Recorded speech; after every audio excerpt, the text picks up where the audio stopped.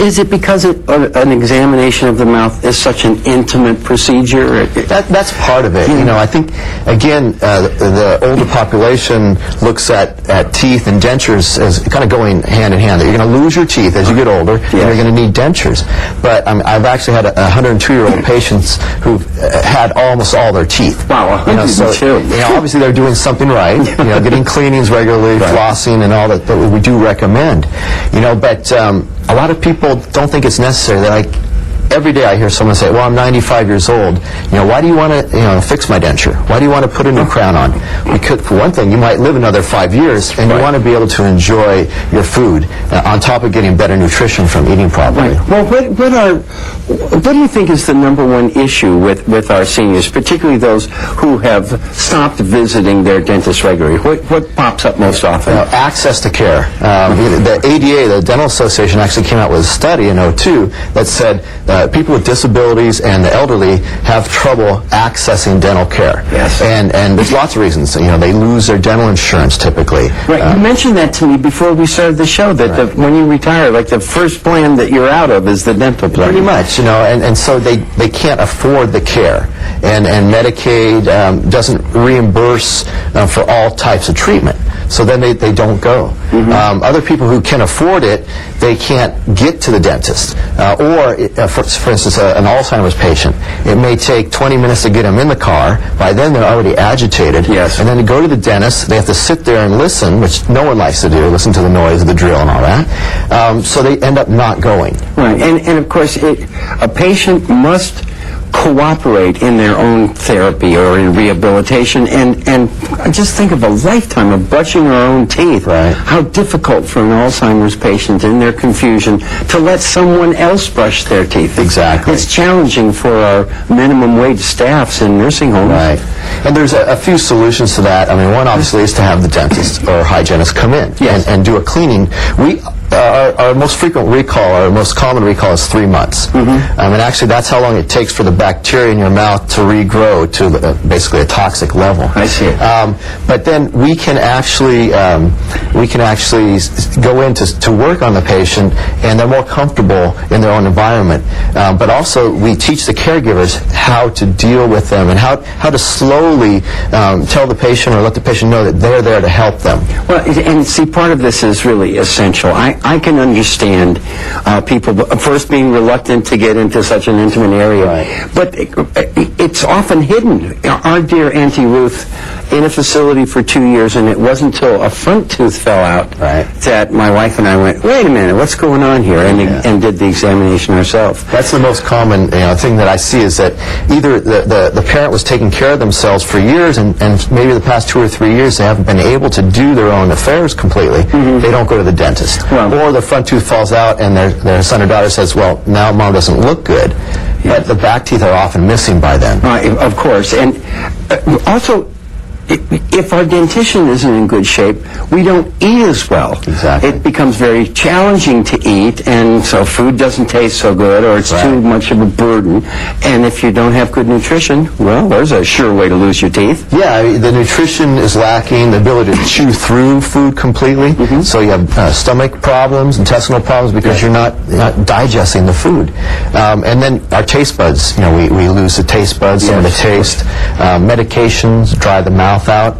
So we want to make sure the patient is able to chew properly, and there's might be an unseen problem, like under a denture, a sore spot, that they don't even really feel until they chew, then they forget about it. So the exam is very important. Right, and I can see this.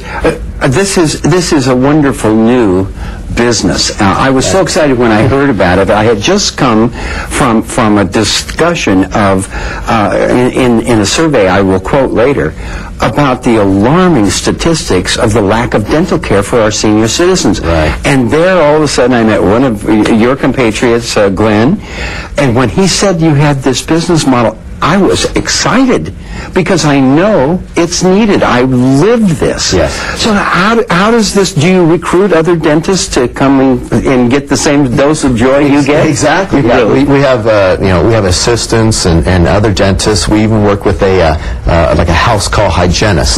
That's they call it an extended function, so they can go in without the dentist and actually do cleanings. So but we do a lot of education, whether it's of the patient, the family, or the facility. Great. Well, recently, just speaking of that, we visited an assisted living facility where professional dental caregivers visited one of their regular patients. Now, Kevin, if you could describe what we're seeing here, well, first the facility, obviously. Right. That's Dr. Desai and Diana, one of the assistants, and our dentist walking in. That's a typical room. We can do the work while they're in the wheelchair.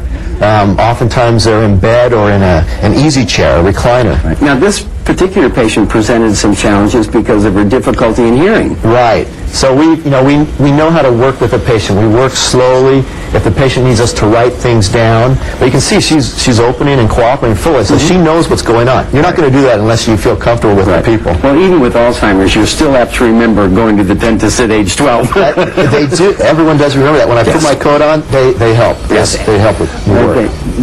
It's remarkable. And, of course, many other things come to light, as you mentioned earlier during an examination that is this close and personal. Right. The person, you have to feel comfortable with someone who's in your mouth. I mean, that's why people keep their dentist for so many years. Tell me about this equipment. It looks rather traditional, and yet it's compact. It's basically one dental operatory that was developed for the military, and there's compressor, suction, water, all in one unit. We have an X-ray unit that looks like a radar gun that the police use, but it's basically, like I say, it's one operatory that we can bring to you. You don't have to come to the operatory. Now, I would imagine that we were wired up, so you have things in the computer, and you can come back and visit a patient and let the caregivers know that it's time to come again. Look at this kit. Yeah. This is such a compact kit. That is fabulous. I'm so impressed. What did the military do to downsize these things? I mean, I can remember big X-ray machines and stuff. Basically, I think it was after the military. The military, they can spend more money and use bigger equipment, but there are probably 40 or 50 companies that sell portable equipment of different types, from compressors to X-ray units, and they downsize it, mostly with changes in computers and electronics. Right. Now, there are certain things. We can't pretend like this is a full-on dental office. There are a couple of procedures that would be very difficult to do in a patient's home. What would they be? Root canals and extractions.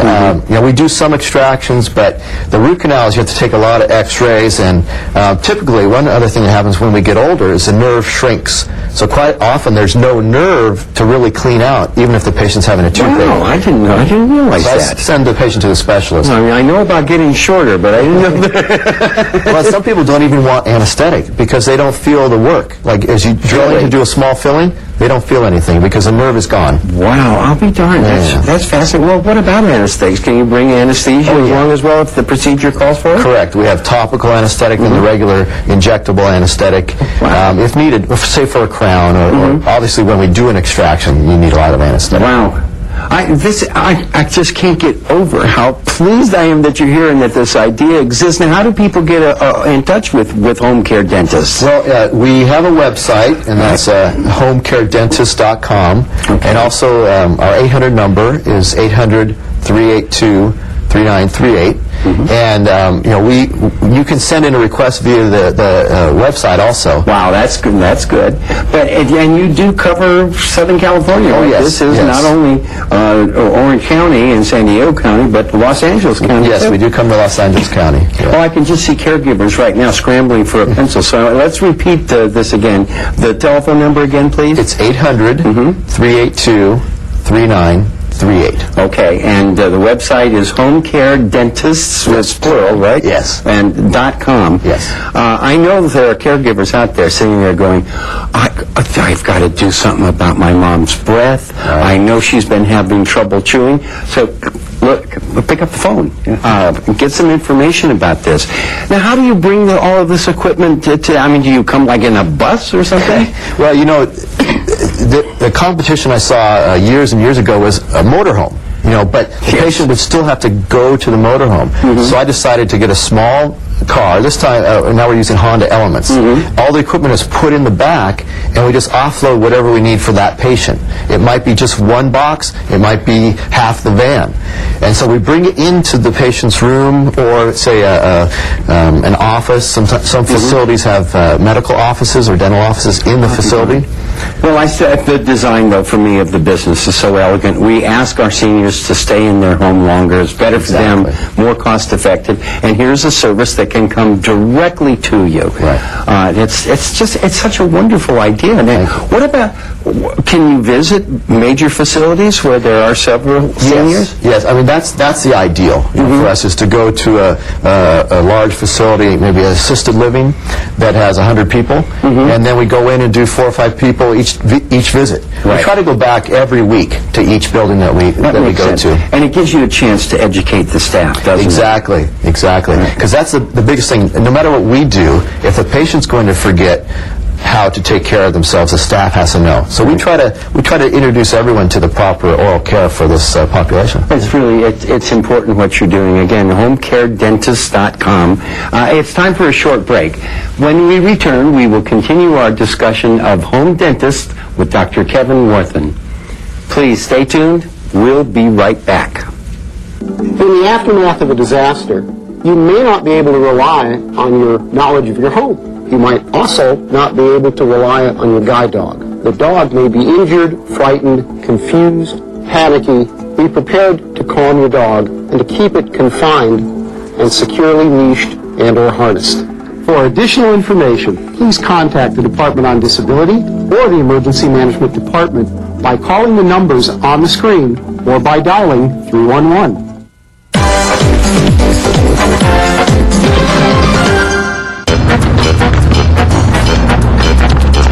As kids, it's really important that we learn the proper way to cross the street. First, you have to stop at the curb, then look both ways to make sure there are no cars. If you see one, wait for it to pass, and when it's clear, you can cross. As kids, sometimes you have to set an example. Look both ways before you cross. Cars can't see you. Welcome back to Aging in LA. Our topic today, home care dentists. Please welcome our guest once again, Dr. Kevin Worthen, who has pioneered the idea of dentists visiting senior citizens at home. It's such a remarkably simple idea. You must sometimes feel like somebody gave you a tap on the shoulder and said, "This is yours, buddy." Exactly. One thing I think I mentioned to you earlier, that when people go to the dentist, a lot of times the first thing they say is, "Oh, I hate the dentist." Nothing personal. Yeah. But I really got a lot out of working with people that wanted to see me. Right. They're like, "Thank you for coming." I'm sure. And for some patients, especially elderly patients, they don't want to be burdensome. They don't want to put their caregiver to a bother. So maybe they haven't disclosed fully. And your visit may be their first opportunity to say, "By the way," Exactly. even if it's to report abuse. Well, exactly. And I guess, well, not I guess, but obviously a lack of providing oral care, it can be considered abuse. That you're not helping the patient have the best health. Well, oftentimes I'm sure, to speaking on behalf of caregivers, and I am one, it's kind of the last thing you think about. Right. You worry about whether the food gets to the mouth and sort of the personal hygiene aspects of things. But I remember how startled I was that Auntie Ruth, who prided herself on her wonderful teeth, all of a sudden was losing them. And I thought, I failed some here. I should have known better. Yeah. So what's a caregiver to do? What are some of the signs they should look for, assuming the staff hasn't picked it up? Well, initially the staff, we'd like all facilities to do an exam when the patient goes in, just to find these things. But for a caregiver or a family member, staff member, if the patient's not eating as well, their dentures are clicking and clacking, even if someone who has dementia or some mental disorder, they become more belligerent. Right. They're more vocal, or just not eating like they used to. I mean, those are all signs that there could be something going on in the mouth. Well, they could have a pain in their mouth for that Exactly. matter. And you look, it drives animals crazy. It drives us crazy. Right, If we had right. persistent and grinding pain. So now, but how would a caregiver? Well, what if you think it's staff inattention? Is this something that you sit down with the facility director and say, "Look, let's talk about this for a minute"? Yeah, we do lectures on oral care, how to provide oral care for people. You know, we'll go in and do a lecture with a PowerPoint, have all the staff members there, and then when we go in for each visit, we talk to whoever takes care of that one patient and let them know this is what you're not doing and this is what you should be doing. Right. Are you able to do that in visiting a home as well? I mean, Yeah. leave off like a checklist or a Yes. brochure or something? Yeah, we have informational forms that we give out. Our website has all the information and more that we would tell someone in person. But they can always reach us also if they have questions. Right, and we gave out that 800 number, and I hope you guys all copied it. I'm going to repeat it one more time. Once again, the 800 number is... 800-382-3938. Okay, that's the number. Of course, the funding and the money is always going to be an issue here. And the fact is the insurance industry and health care generally is lagging way behind in this. What is there adequate compensation for this kind of care, or is this going to come out of somebody's pocket? You know, unfortunately, it does come out of their own pocket. There are provisions made. There's a company called Care Credit that the patient actually pays Care Credit as if it's a credit card. I see. And it's a health care only card for medical, dental, veterinary even. Wow. And so that's, a lot of our patients use that type of system to pay us. Our fees are comparable to a fixed office, but if the patient can't afford a fixed office, then they can't afford any dental care. Well, exactly, and this provides at least that alternative because, and I would appreciate the fact that there can be additional expenses here for being mobile, but gosh, the return on this, just for quality of life, peace of mind, this is important. But you mentioned to me earlier about taking care of someone in their backyard so they could brag about having their dentist at home. Exactly. We can go anywhere. And this person was one of my first patients, and he wanted his crown done in his backyard. So, but we prefer it, in the house. Of course, that makes a lot of sense. What are some of what kind of changes would we have to make to our state-run insurance system to accommodate these, what are increasingly necessary home visits by qualified dentists? What would we have to change? Unfortunately, the biggest problem is funding. There are programs in all states that provide for dental services, but usually they reimburse so low that even in an office, they don't pay for the procedure. Right. Yeah.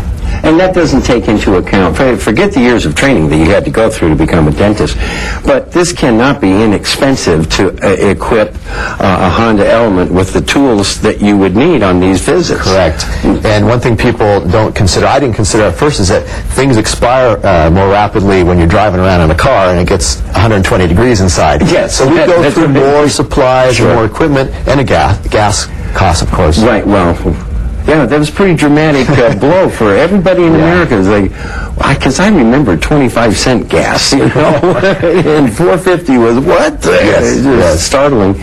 Well, that's another area to deal with. But is there anybody pushing legislation on a state or national level that can include services like yours? Truthfully, I have not heard of anyone who's doing that. And I think I've thought of it, but I don't have the background to know how to approach someone. Well, I can say with some authority that I have actually passed more laws than our next president. So, but this is something that should be done. Right. Especially in our mobile society. You tell me, working in Las Vegas, it's the same sort of spread out, ever-growing population base. It's hard to chase them down. Yes. And one thing you were talking about, insurance companies. And in fact, some insurance companies now are offering extra cleanings for people who have certain diseases. Well, not always diseases, but pregnant women, for instance, that there are more low birth weight and preterm babies delivered. They found that if you do extra cleanings, their insurance companies actually save money. They don't have to care for a preemie. Now, with the elderly or anyone who's not an infant, diabetes is one of the biggest connections. It's, with periodontal disease and diabetes control, it's back and forth. You lose bone when you have bad diabetes, of course, but also you can't control your blood sugar level if you have bad periodontal disease. So they're offering extra cleaning, some of them, for people with diabetes. And in the end, it's a cost-saving measure. Exactly. Well, I often wonder about that. It's funny, we run our lives and we teach our children, to take care and exercise a little bit of caution, because the consequences of not doing so are so grave that you learn this lesson. And yet here we are, we've got these big systems that they're penny wise and pound foolish, Exactly. darn it. And I can see where you could actually get a team of people. Now, you mentioned a motorhome where they have to come out, but how about, coming to a rather large facility with several dentists and you can get it all in one fell swoop? Exactly. And a lot of facilities are being proactive in putting a medical, physician's office in their facility. Right, and that's smart to do. You know it's going to be used. Know it's going to be used. Well, what about rural America? How far out? Is there a mileage charge? Is there a distance thing? Have you encountered that? For us, our headquarters is in Orange County, so that's where all the bands start in California. Right. And of course, as you mentioned, I'm in Las Vegas area. So if the further we have to go, the further it takes us from our other patients. Right. So we do have not a set fee, but we do have to charge a little extra for distance. And it makes sense. It makes sense to do it. Gosh, I wish this was a national service and you could do like FedEx, headquartered in Atlanta, but we'll be anywhere.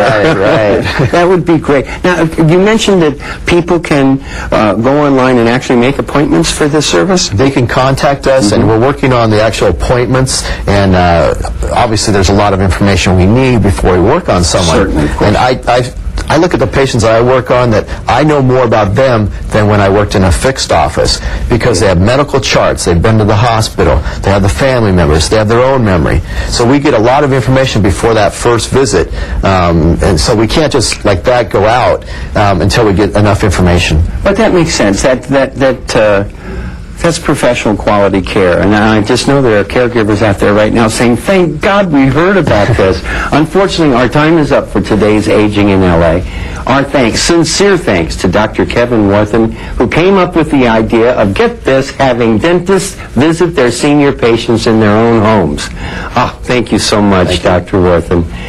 And now, it is time for today's Senior Stat Shots.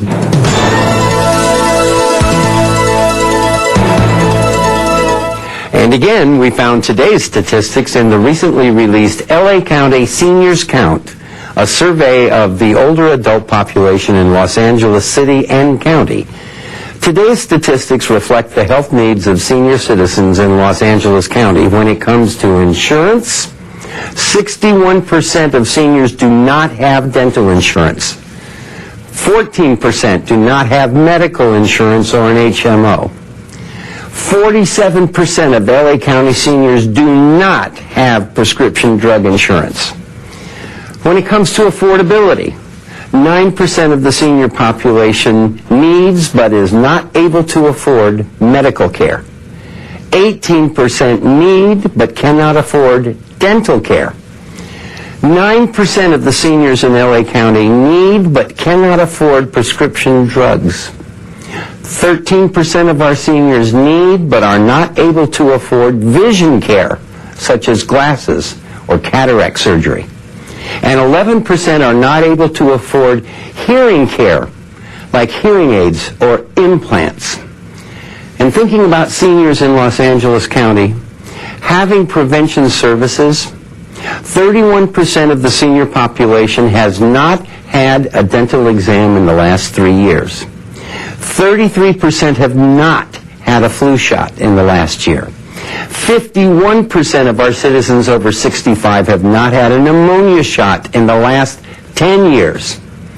And 22% of LA County seniors have not had a physical exam in the last 3 years. My friends, these are shameful statistics. We're going to have to do something about this because the cost will be extraordinary if we don't get a handle on it.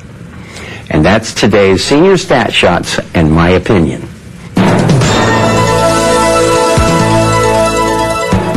Now, you can get your own copy of this fact-filled survey Simply go online to www.ladcss.org, which is Los Angeles County Community and Senior Services. Click on LA County Seniors Count, and the full report will appear. Or you can have a copy sent to you by calling 213-738-2065. That's 213-738-2065. I'm Paul Peterson, and for the Los Angeles Department of Aging, the people here at City View Channel 35, and all of our guests on Aging in LA, thank you so much for watching. We'll see you next time.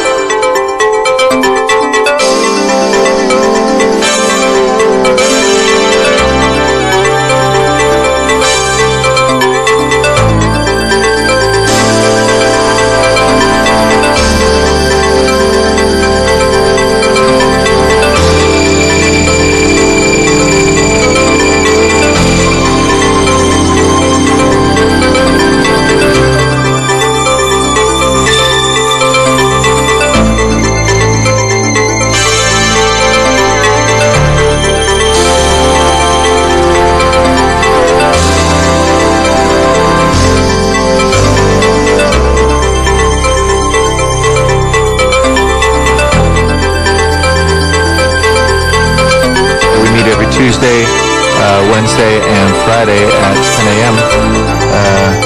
We are here with members of the public who we thank for being here, and we welcome to our chambers, as well as our viewers on Channel 35. For your convenience, these meetings are available on our city's cable system through Channel 35, both live and rebroadcast each evening. We also are available in two other ways, through your telephone by calling 213-621-CITY. That's 213-621-CITY. You can listen in to the council meetings with your phone, or through your computer by going to the city's homepage at www.lacity.org, and we have live webcasts of these council meetings, as well as archived footage from all of our past council meetings for your convenience. Also at lacity.org is information about all of our city departments and services to improve the quality of life in your neighborhood where you live. And there's also links there to our agendas, which are made available 72 hours in advance, also here in council chambers and downstairs in the City Hall entrance, as well as in the city clerk's office. That's made available 24 hours in advance for any items that are special meeting agendas. If you'd like to be heard on any of the items that are before us today, here in council chambers or in Van Nuys or San Pedro, where we have cameras set up, you can fill out a speaker card and hand that to either the sergeants at arms or city staff, and we'll be sure to include you in the council meeting for any items that have not yet had a hearing. For items that have already had a hearing in committee, it requires a council member to reopen that public hearing for additional public testimony. We also have a section of the meeting for general public comments. That's for items that aren't on our agenda but nevertheless that are under our jurisdiction. If you'd like to be heard for that, just put public comment in the upper right corner of one of the speaker cards, and we will also be more than happy to hear your comments today. We have a clock in all the podiums that we have that helps you guide your time. It's usually 2 minutes. Occasionally it's 1 minute, but usually 2 minutes per speaker. And we ask that you respect the rules of decorum and civility here, but we welcome your comments no matter what the content is. It's part of the democratic process. With that, we want to thank those council members that are here pursuant to our own rules on time. 10 o'clock is the meeting time, and it's 10:07. And we do have council members Alarcon, Perry, Reyes, Smith, and Zine. Ms. Hahn and Mr. Koretz are both excused today, but that means the following council members are late. Council members Cardenas, Huizar, Krikorian, Labange, Parks, Rosendahl, and Wesson. We have 15 members, and we require 2/3 of our body to constitute a quorum to begin business. So we are awaiting 4 more members of those to have 10 members and a quorum. So if they will please make their way immediately to council chambers. Again, that's council members Cardenas, Huizar, Krikorian, Labange, Parks, Rosendahl, and Wesson, who are currently late. We'll begin as soon as they're here, and we thank you for your patience in the meantime.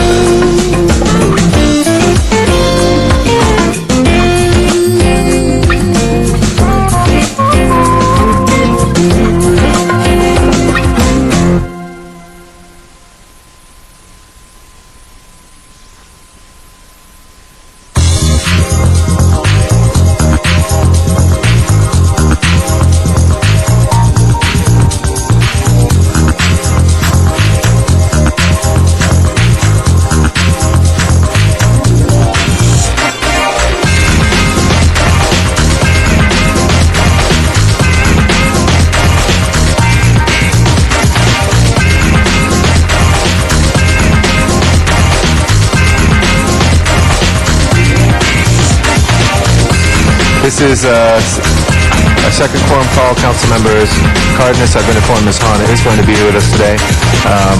Huizar, Krikorian, Labange, Parks, Rosendahl, and West. Mr. Wesson is here. So Mr. Rosendahl, Parks, Labange, Krikorian, Huizar, Hahn, and Cardenas, please.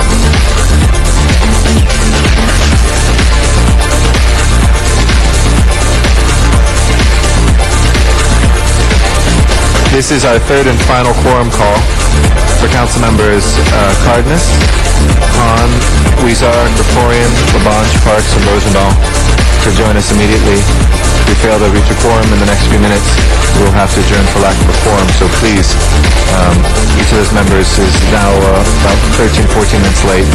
They need to be here immediately. Council members Cardenas, Hahn, Huizar, Krikorian, Labange, Parks, and Rosendahl. Thank you.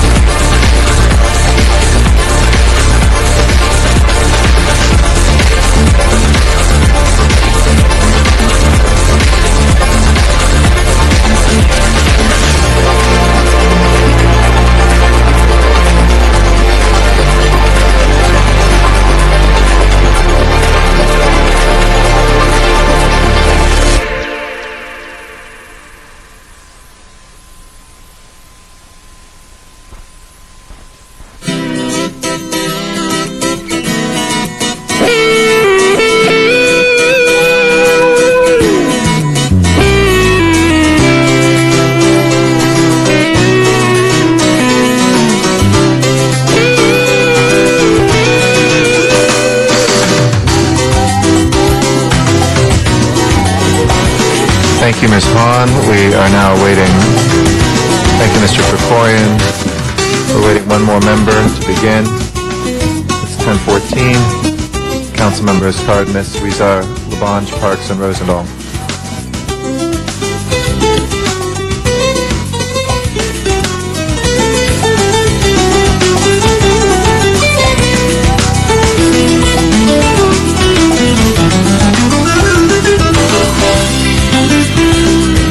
Parks is here. Please call the roll. Alarcon, Cardenas, Hahn, Huizar, Koletch, Krikorian, Labange, Parks, Perry, Reyes, Rosendahl, Smith, Weston, Blank, Garcetti. 10 members present and a quorum, Mr. President. First order of business, please. Approval of the minutes. Mr. Smith moves and Mr. Parks seconds without objection. Those minutes from the previous meeting will be approved. Next. Commendatory resolutions for approval. All right, Mr. Alarcon moves and Mr. Krikorian seconds without objection. Those will be approved as well. Next order of business, please. Mr. President, this is Tuesday, and it's time for the flag salute. All right, if I can ask everybody in council chambers to please rise for our Pledge of Allegiance.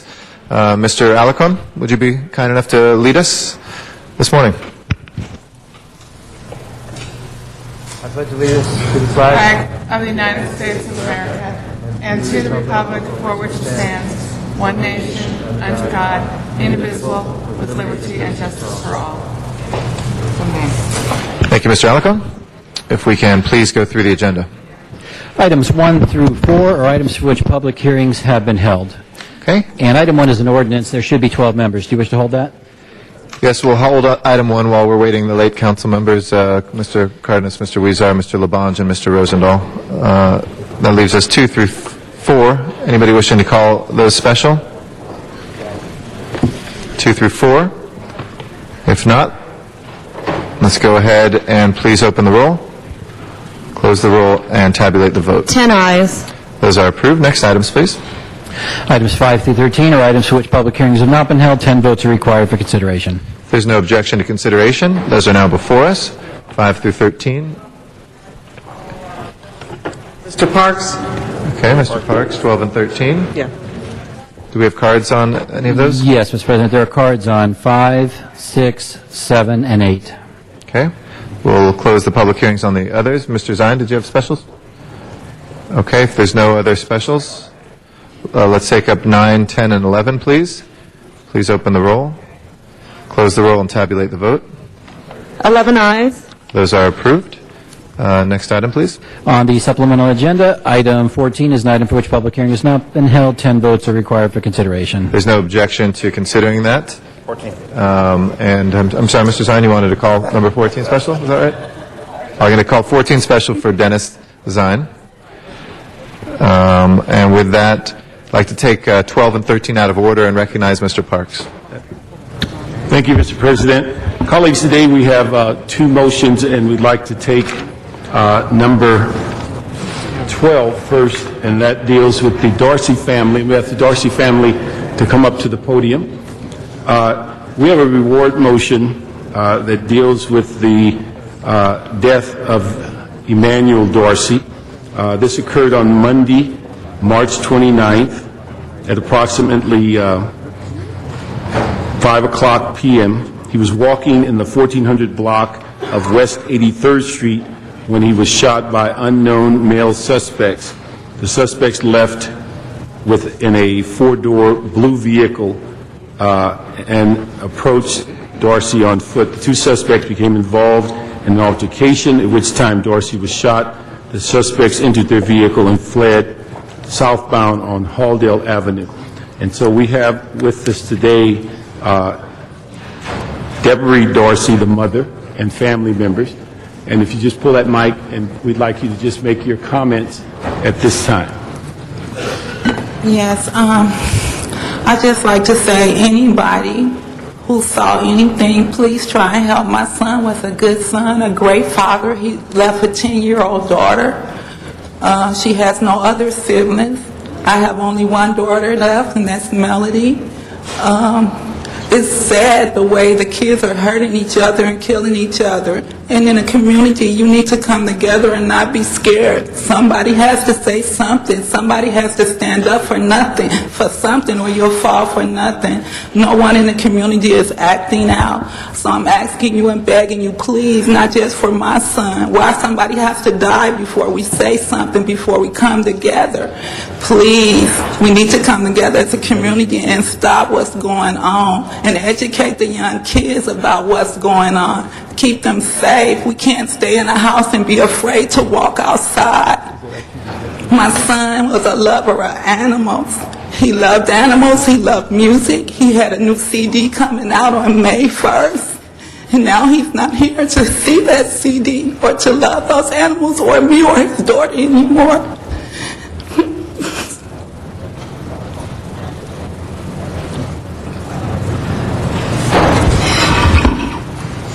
Thank you, Ms. Dorsey. Could we have the detectives, Detective Pierce and Garza, to come up and make some comments? Just the family can just remain there. They're just going to come up to the mic.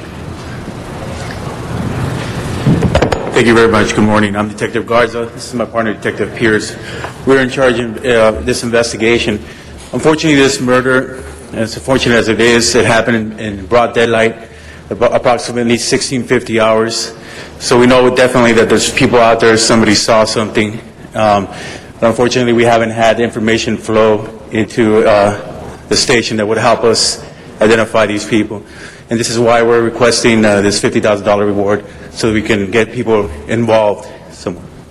Okay. Thank you. And for the public, you can reach Detective Pierce or Garza at the Criminal Gang Homicide Division at 213-485-1383. And certainly appreciate the Dorsey family here. Colleagues, we ask for an aye vote on the $50,000 reward.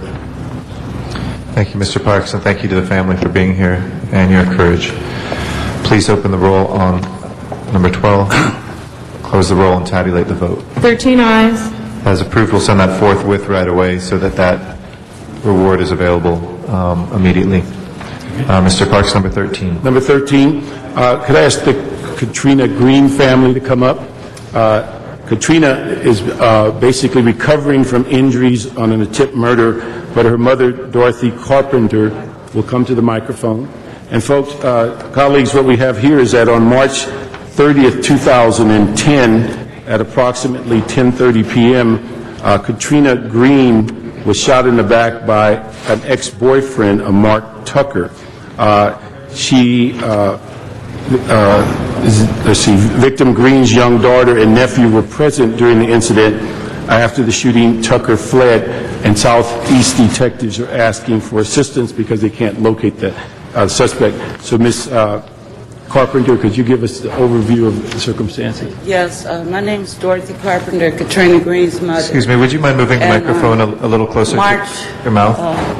I'm sorry, ma'am. Would you just move? Yeah, thank you so much. And on March 30th, my daughter was at her home, braiding her my 10-year-old granddaughter's hair, and Mark Tucker entered the home with a gun. He banished it in front of my grandchildren. They were crying. One is 8 years old, one is 10. My daughter, she ran, I guess, to detour him away from the children. He chased her down and shot her in the back. She already had grandma seizures, and he shot her in the back. But she lived, but her heart stopped beating at one time. And I thank God, first of all, and I'd like to thank the paramedics, the fire department, the police department, and Councilman Bernard Park's office for the help that they're giving me, because Mark Tucker needs to be captured and caught. My grandchildren are afraid to sleep at night. They have nightmares thinking that he's going to come back in and kill them like he almost killed my daughter. My daughter has lost her lower lobe of her lung. They tried to save it, so they cut her here first, trying to save it. Then they had to go on her back, and she got big cuts in her back from them saving her lung. The upper part, the lower part of her lung is gone. She had to have trachs. She didn't have to have numerous amounts of surgery and everything because she wouldn't let him come to her house, her home. So he decided to go in there and shoot my daughter in front of my grandkids, and like I said, they are afraid. She's afraid now that she's out the hospital that he may come back and try to hurt her again or kill her. Her heart has stopped. If it wasn't for Harbor General Hospital, UCLA, the paramedics working so fast, like I said, the fire department, and God, first of all, my daughter wouldn't be here today. So I ask the public, because Mark Tucker seemed to have no remorse. He's had plenty of time to turn himself in. So I ask the public's help in the capture and conviction of Mark Tucker, because he needs to be punished for what he done. Thank you very much.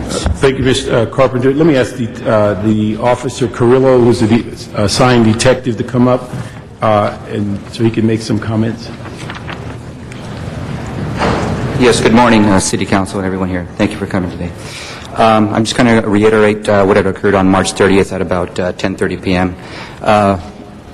The suspect, Mark Tucker, and the victim, Katrina Green, were involved in an argument. During the argument, he produced a handgun and shot the victim in the back. He fled the location. He hasn't been seen since the incident occurred. The victim's daughter and nephew were present in the house when the shooting took place. Like I said, he has not been seen, and we've exhausted all means to try to locate this individual. We definitely need the public's assistance on this help to get him located. Thank you. Carrillo, could you introduce your partner? I am Detective Carla Tyson. I am Officer Career Supervisor. And again, we are requesting the public's help and assistance in locating Mark Green. We feel that he's a very dangerous person, and the longer he stays out in the community, the worse it will be for the community. Thank you very much. Colleagues and to the public, to reach Detective Tyson or Officer Carrillo, they're assigned to the Southeast Area Detective Major Assaults Crime Unit. Can be reached at 213-972-7859. So we ask the public support, and we ask for your unanimous vote on this $50,000 reward. Thank you very much. Thank you to the family, to our detectives, and thank you, Mr. Parks. Let's open the roll on this item. Close the roll and tabulate the vote. 14 ayes. That is approved. We'll send that forthwith as well. Thank you to the public who is awaiting our general public comment for allowing those two reward motions to take precedent. Let's take up number 1 while we have 12 members now. If we can please open the roll, close the roll, and tabulate the vote. 14 ayes. That's approved, and we'll send that forthwith. We'll go to our general public comment now, and Henry Marine is our first speaker. Thank you, Mr. Marine, for your patience, and a very good morning to you, sir. Taxpayer Henry Marine, serving taxpayers as a W-2 defined Hackler coal employee since April '93. However, in '76 and '77, I served as a casual and permanent Hackler employee and an employee of union contractors. I learned the new risk of trust accounting rules and the difference between public employee pay deductions and defined contractor contributions for the benefit of my wife and I. In 2000, the Department of Labor investigated and informed me that an MOU signed in 1989 that can be canceled in 90 days is not a collective bargaining agreement.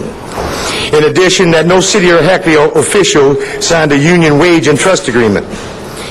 Furthermore, I cannot earn service credit in a union contractor-sponsored plan for an hour of service paid directly by Hackler or Kohler. 3 weeks ago, Lacers informed me that I could buy back my so-called hiring hold time with any money Hackler or Kohler deferred as shown in the MOU.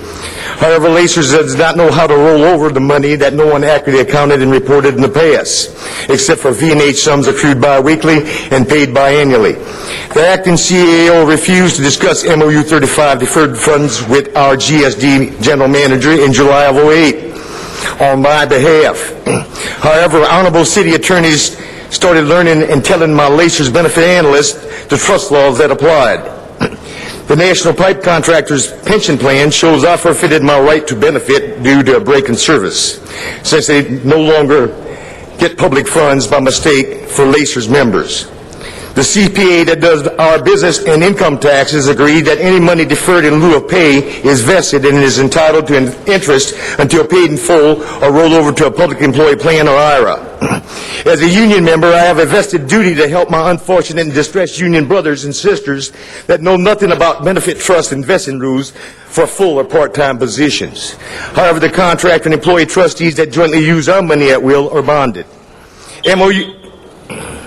You can finish your sentence if you'd like, sir. MOU 34-5 shows that past and present CEOs provided 90% of the prevailing pay rate and deferred 10% at the union plan, and that union plan representatives agreed to shelter a sum equal to 100% of the defined contractor benefit contribution rate for both Kohler and Hackler officials until notified in writing to stop. Thank you, sir.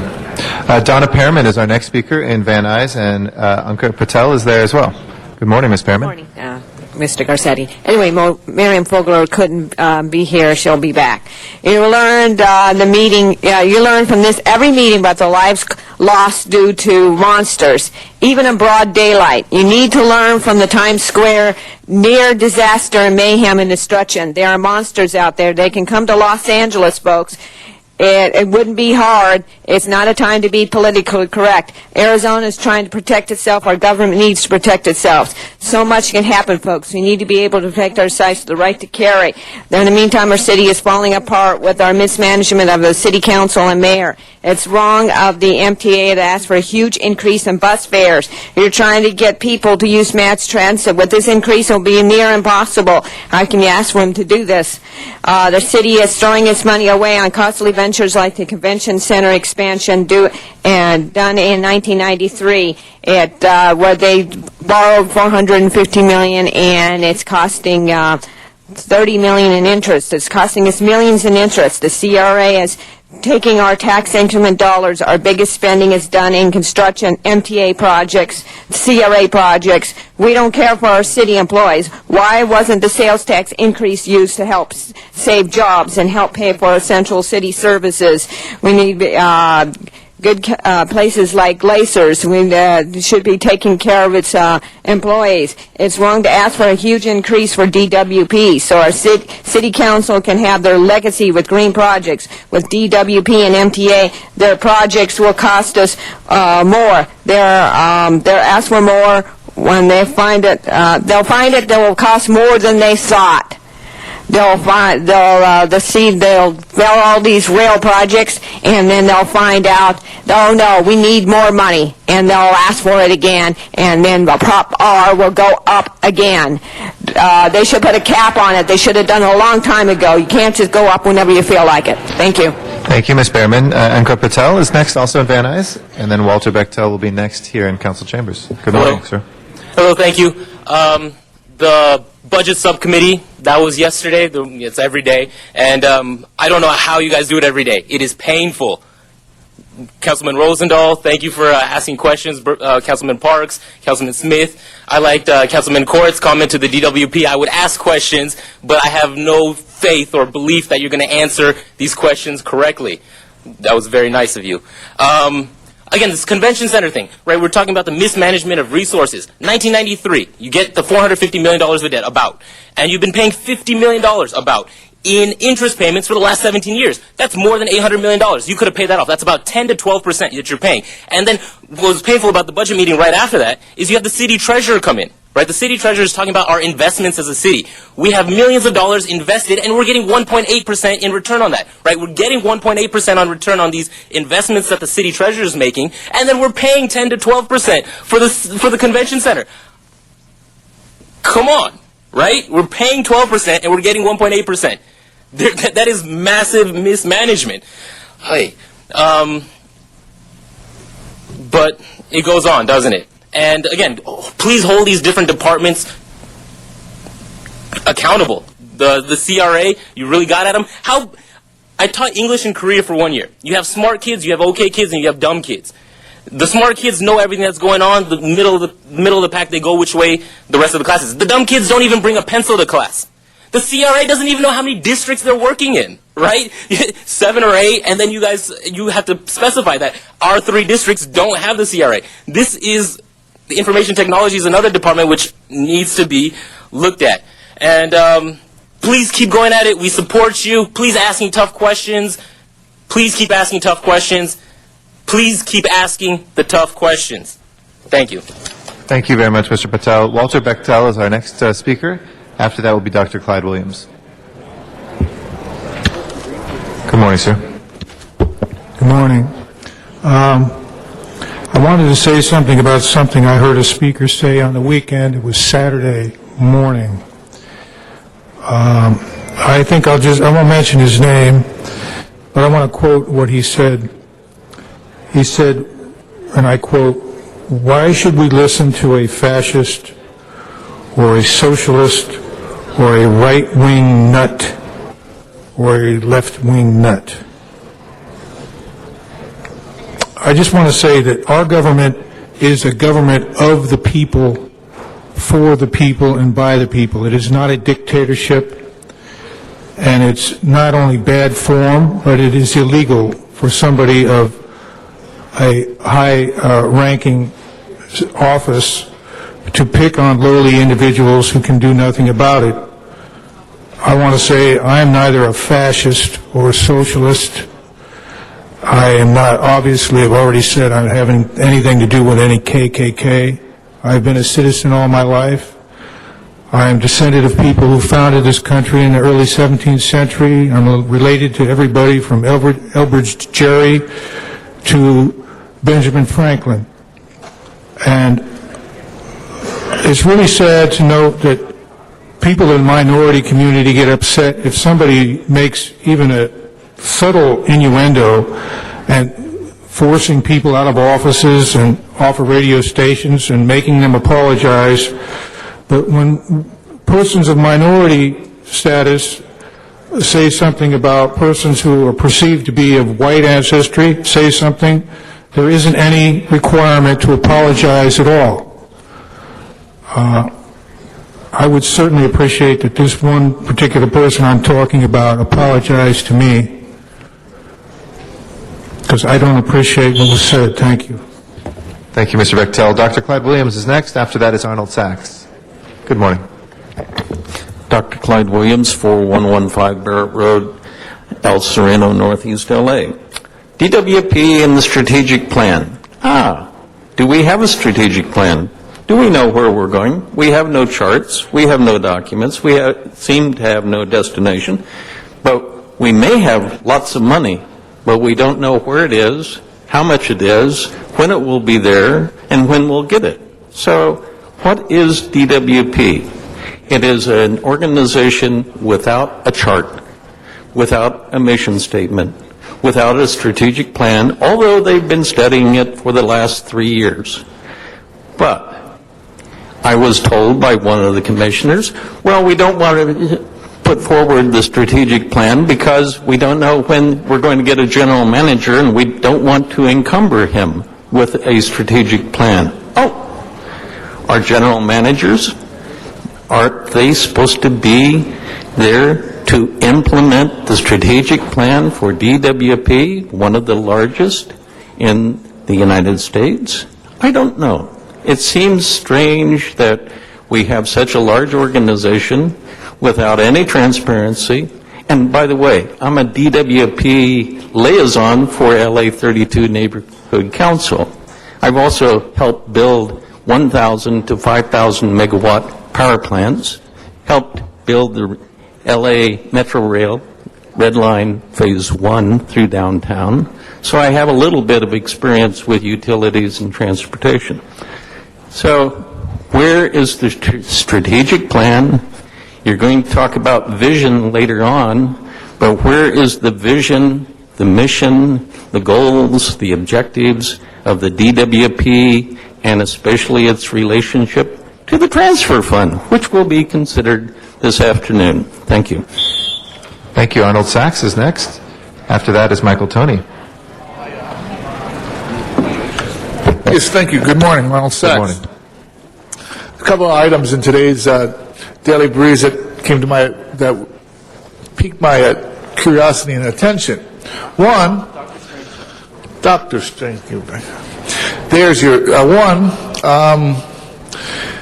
The city controller maintains that we're not doing proper audits. Two, the Department of Harbor is looking to get more federal funding for cleaning up the air. We're not doing proper audits. This is the third year of budget cuts for the city, and it's just coming to clarification that departments aren't following proper auditing procedures. Isn't there just an article in the LA Times regarding police procedures in purchasing that were being ignored? Yet, we need to keep those police on the street. We need to keep hiring the same amount of money, keep spending the same amount of money. The harbor wants to get more money to clean up the air. Yet there was just a report in the newspaper stating the air in LA is some of the dirtiest air in California. So where's the money going? What's it being spent on? Maybe they can get some money to keep the sand off the beach. I have a problem when I go to the beach and get sand in my shoes. So maybe we could look to fund that. And the DWP, their plan, Dr. Strangelove. That's the plan. You're going to ride this bomb all the way down until it explodes.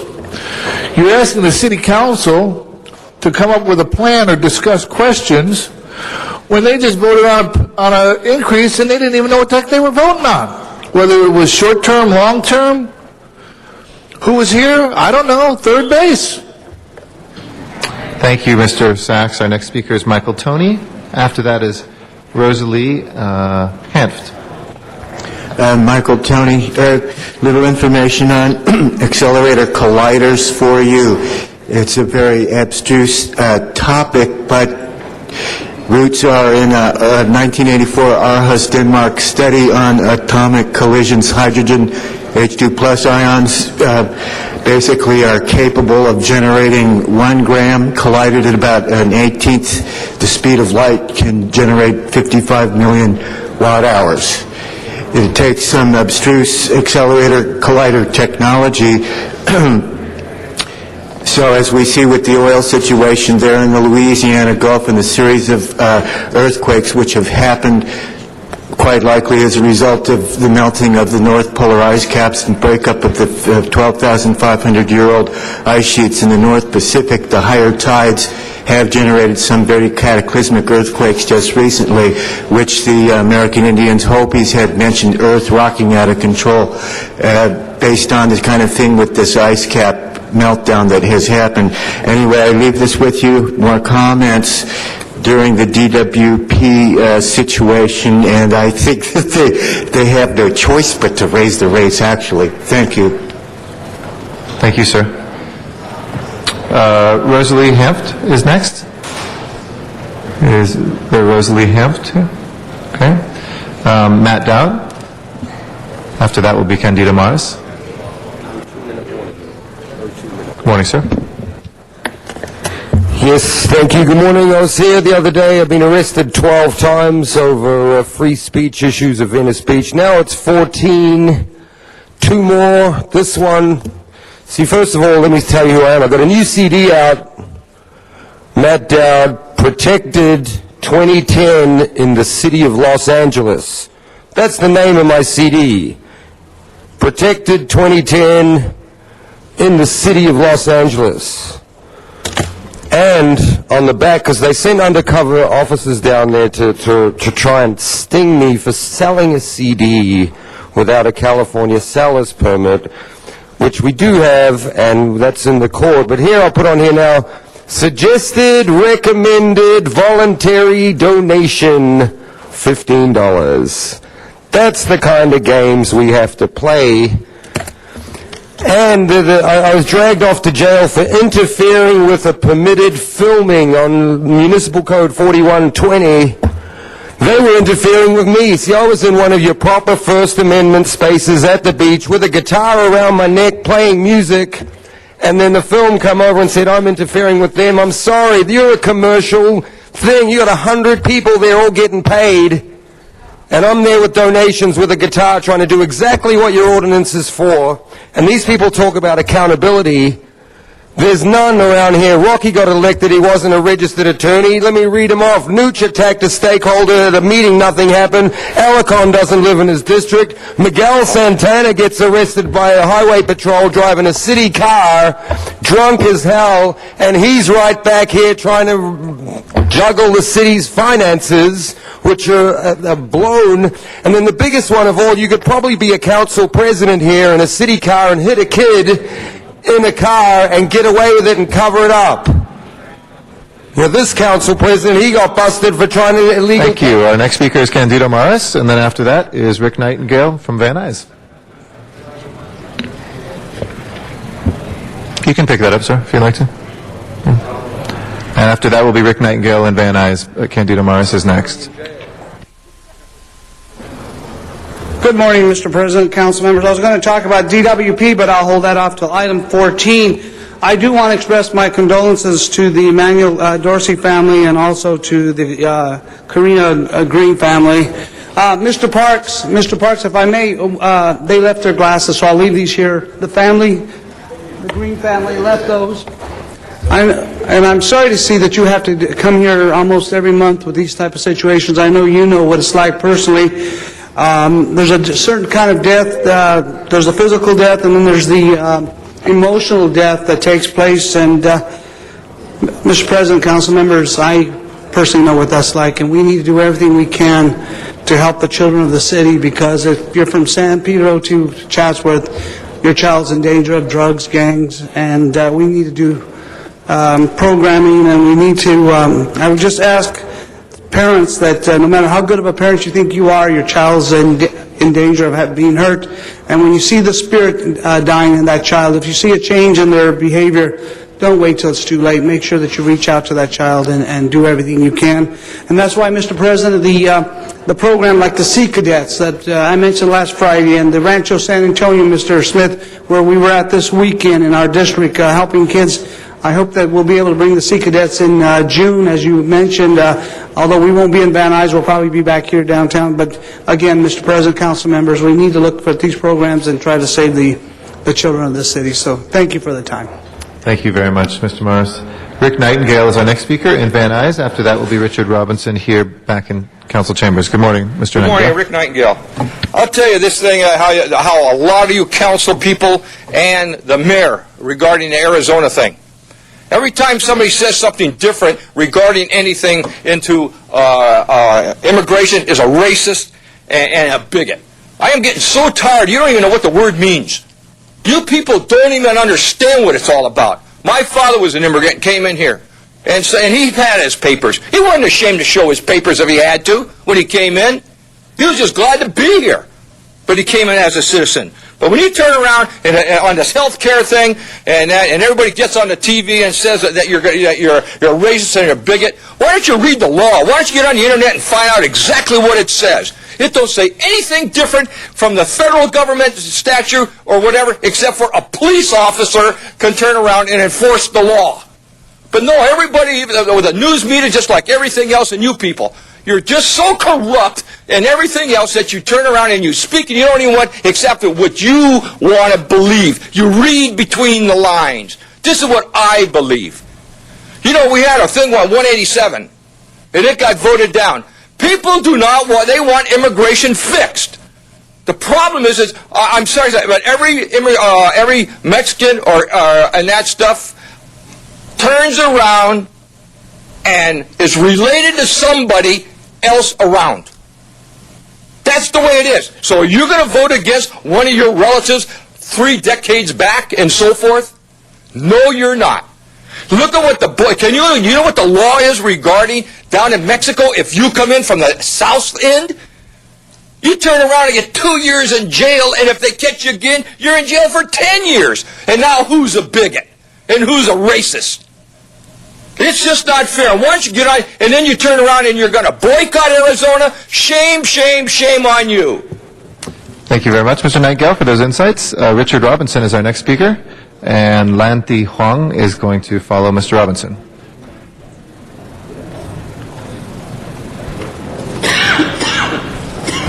Good morning, sir. Morning, sir. Mr. President and members, Richard Robinson, neighborhood organizer. I'm networking a private security concept. I reside at 1730 North La Brea in your honors district number 13 at Hollywood and La Brea.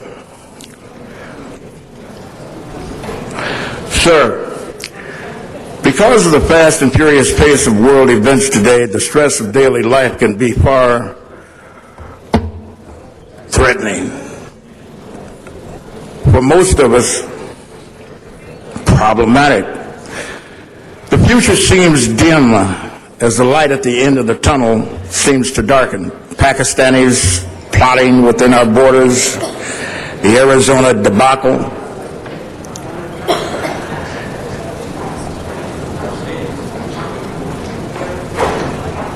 eco-terrorism, Pakistanis plotting terrorism from within our borders and from abroad, floods, tornadoes, the threat of fires during the next dry, hot season. They're all predicted. Right here, King James. Jesus Christ is returning. In these last days of this system of things,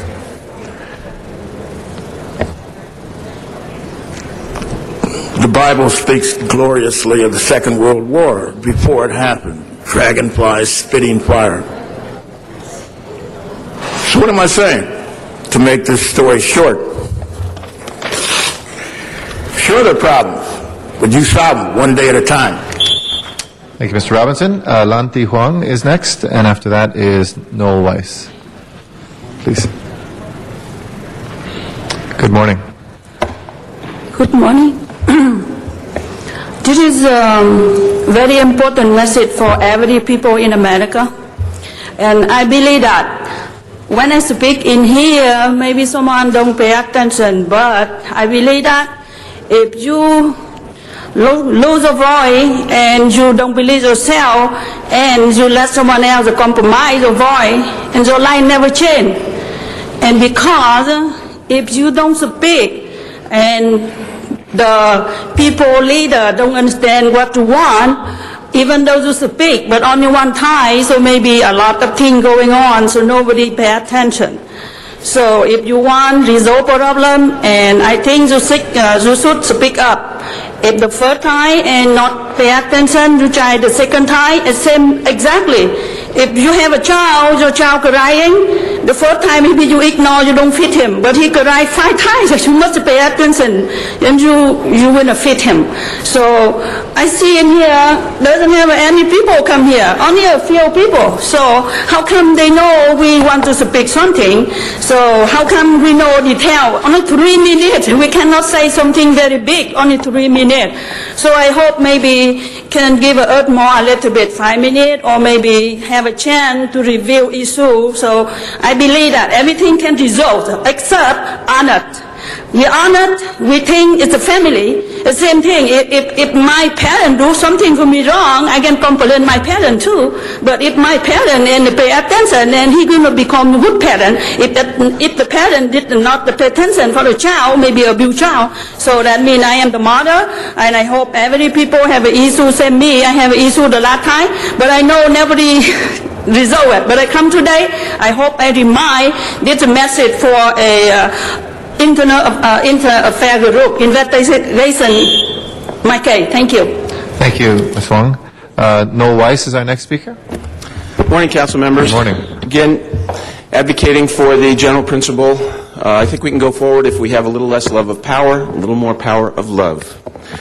For purposes of people who are watching, I think it's important, there's a significant issue with the neighborhood councils, and specifically the responsibility that I believe exists under the charter to budget for neighborhood councils 2 years in advance. And for all those that are watching and listening here, I want to read, because it was left out of Mr. Parks' committee, a portion of Section 911 of the Charter. And that portion says, the mayor and the council shall thereafter appropriate funds for the Department of Neighborhood Councils, and this is the important part, at least 1 year in advance of each subsequent fiscal year. That means 2 years in advance, 2 fiscal years in advance. The reason why, obviously, is because you don't want to have political retribution. These neighborhood councils, in fact, we wouldn't have had the rollover problem if this provision had been followed, because the neighborhood councils need to make financial commitments. They need to be able to plan in advance, and I think it was put in for that reason.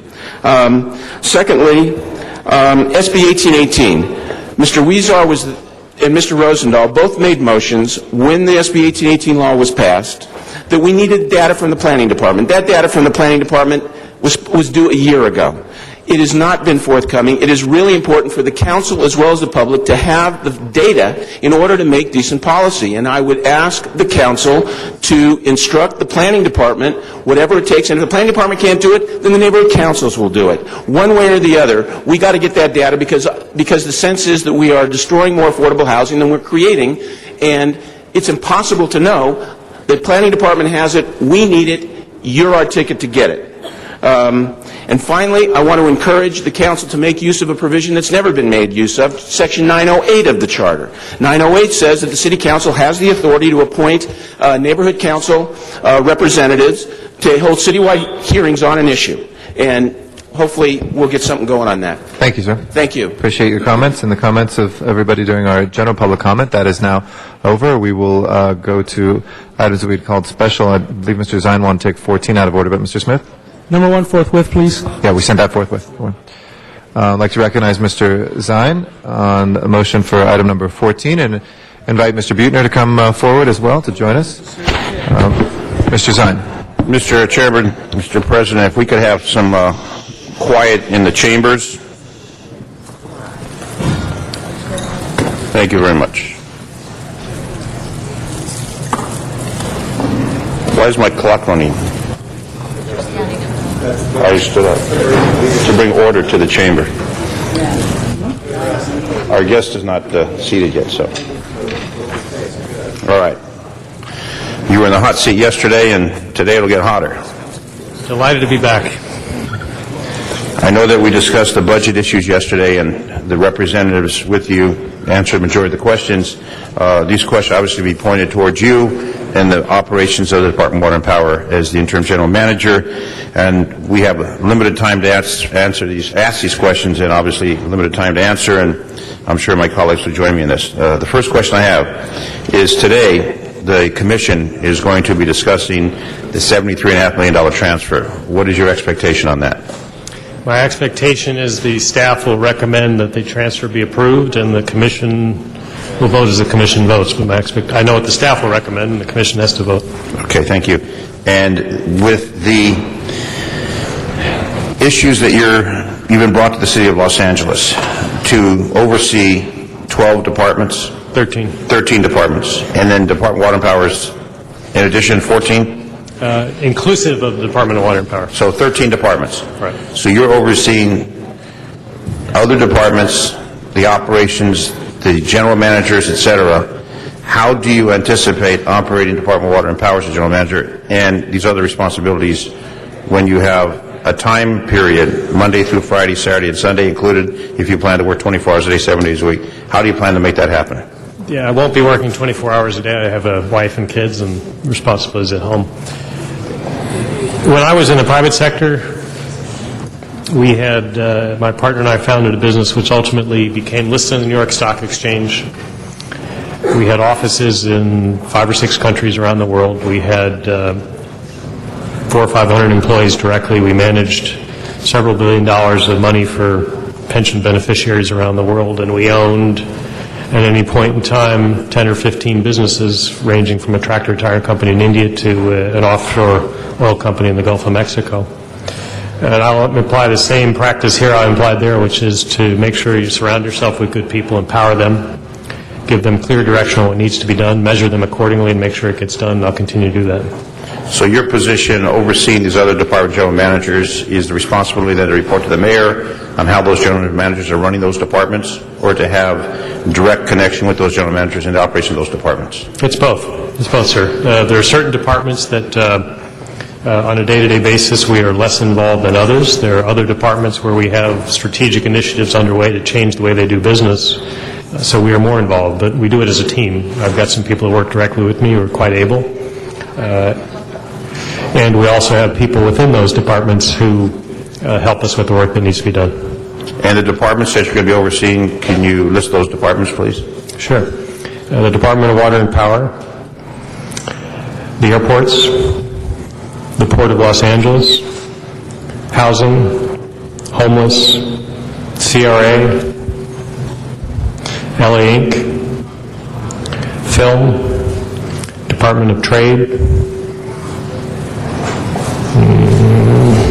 one or two others whose names I forget. I'll give you the list if you'd like it. I don't have the list, that's why I was asking. Yeah. And those are designed to bring in business, help our economy, create jobs for the Los Angeles environment? Absolutely. You may have noted last Friday the largest company I'm aware of in recent history, BYD from Shenzhen, China, opened their North American headquarters in the city of Los Angeles. We're very proud of that. That'll create more than 1,000 jobs in their first year of operation in the city. So we continue to work very hard at that. And do you have a goal of how many jobs to establish to create new jobs in Los Angeles? I don't have a goal in that regard. We've lost several 100,000 in the course of this economic correction. My goal is to make sure we're working to put policies in place, as we did together with council, to roll back the rate at which businesses pay tax, internet businesses. We're working to bring new businesses to town like we did with BYD. And if we can provide a framework where business can prosper, we'll create more jobs. I don't know that we'll ever establish a precise gauge. Obviously, we'll know we've had success when our unemployment in the city is less than 14%, and everyone who wants a job can find one. And the issue of transparency, integrity, honesty, credibility with the Department of Water and Power, there's been a lot of questions regarding that. How do you, in your position overseeing the Department of Water and Power, plan to create this transparent, to have the public have confidence and trust? Since it's a monopoly, we don't have much option when it comes to power or water in Los Angeles. How do you intend to make that a transparent department with integrity, honesty, credibility, at the same time when they talk about a rate increase where people say we can't afford it? How do you plan to bring that all together? There's only one applause out there. Yeah, I'll wait for the applause. Let me start by saying we are fortunate in this city. When you flip a switch, the power comes on. When you turn the faucet, the water comes out. Because of some really visionary leadership in the Department of Water and Power, we can live in a desert and still have water. We've enjoyed historically rates lower than the surrounding communities for what we pay for electricity, and we've avoided some of the debacles of deregulation as recently as a decade ago. Almost 10,000 people who work there. The lion's share of those, virtually all of them, work hard and do their job. I think what we've seen perhaps is an issue where leadership has become distracted, and it is an issue of leadership today. To begin to go down the path of transparency and better communication with all the policymakers, you will see when I present to this council, here if you'll have me, the final budget for the Department of Water and Power will all be laid out. It'll be laid out in a way which people who live in the city and pay the rates can understand. It'll be laid out in a way where policymakers in this chamber can understand. It'll be laid out in a way where the mayor can understand it and his advisors, and it'll be laid out in a way where the commissioners of the Department of Water and Power can understand. So it begins with transparency. It begins with an open line of communication. From that foundation, we can build a framework to discuss the long-term issues that the department has to deal with. Do you think there's been a lack of transparency, credibility, honesty, and integrity with the department and the public and neighborhood councils? I'm not a city historian. I don't know exactly what has transpired. I can tell you, reading the newspapers, it doesn't seem to be a lot of open and honest communication or clear communication between all the parties involved, and I think we have to rectify that. And I know an article actually in the news recently about some Department of Water and Power employees who were doing some activities, consuming alcohol in a vehicle, et cetera. Are you aware of that particular situation? I'm aware of the situation. I've seen the news accounts. Again, I would note that in any group of 10,000 folks in the city, there are probably some who don't abide by the rules. I certainly don't condone that. If, as alleged, the behavior did occur, those who violated the rules will be dealt with accordingly. We owe them due process. I think anyone in this chamber would recognize that if allegations are made, we have to investigate first, and then in accordance with the law, we will follow through. So the investigations are underway. We have a security department, second to none at the Department of Water and Power, led by a former officer of the LAPD, and it's in their hands right now. Once they have a full report, I'll look at that and make a recommendation as to what the remedies ought to be. Will that become... I've also asked the senior management team to make sure that there is not a systemic issue, so we're looking at broader issues across the entire department to make sure that this kind of behavior is not tolerated. Will that become public? Thank you, Mr. The results of that investigation, will that become public? Press your button again. I just want to ask that final question. I know, but we're already 2 minutes over before you. No, but the answer to the question, will that become public, the results of that investigation? And then Ms. Berry will be next. Consistent with policy and labor policy, if we are allowed to make it public, we certainly will. Thanks. Ms. Berry. Thanks, Mr. President. Mr. Buettner, I'm glad you're here, and with your fresh, albeit interim perspective, I know you'll be able to shed some light on the DWP. First question I have is, as the interim general manager, will you be reporting to the Department of Water and Power Commission, or will they be reporting to you? As the general manager, I report to the commissioners of the Department of Water and Power. And then have you been relieved of your deputy mayor supervisorial capacity over the Department of Water and Power, and has that been assigned to someone else in the mayor's office, so then that's more clearly drawn? What the mayor's office, as council offices do, work with the departments on are policy matters. These are long-term issues. These are not the day-to-day affairs of any of the departments. I think, as all of you know, we embody a lot of power in the general managers throughout the city to conduct the day-to-day affairs of each of the departments. Where the mayor's office engages with the commission is on long-term policy issues. They will continue to do that, as I expect the council to continue to do that. As general manager, I'm responsible for the day-to-day affairs of the department. I'll conduct those in accordance with the charter, with the rules of the department, and the commission will be in a position to adopt or not adopt things that are recommended by staff of the department. Is there a deputy mayor in the mayor's office who's now assigned to be responsible for the policy development for the Department of Water and Power? Policies are not a day-to-day issue, Councilman, as you know. So the policies the mayor has clearly articulated as regards transparency, as making the utility a model for how we engage around clean energy and jobs in the future. My question is much simpler than that. It's just simple. Is there, I just want to know, is there a deputy mayor in the mayor's office who stepped into your former shoes? That's me. I remain in that role. Okay, for that's the all. Policy decisions that the mayor's so you're still going to do the deputy mayor, and then you're going to do the day-to-day. Okay, and then your other departments you'll be continuing to do. So now that you're ensconced there, can you give us some insight as to who directs or who makes the decision as to the withholding or the implementation of the transfer to the city? What question are you asking? This transfer is now scheduled for, the $73 million transfer is now scheduled, I think, for this afternoon by the board of the Department of Water and Power. So who actually makes that decision over there?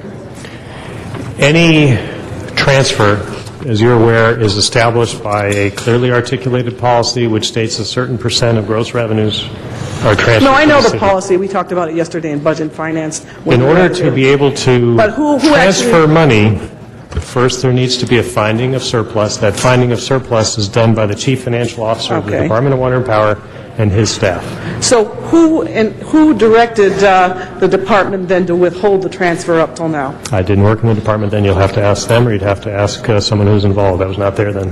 Okay, would you actually help us, maybe I can tell you today, come back? for today's agenda, that I did direct the Chief Financial Officer to prepare analysis as to whether there's a current finding of surplus to enable a transfer to be enacted today.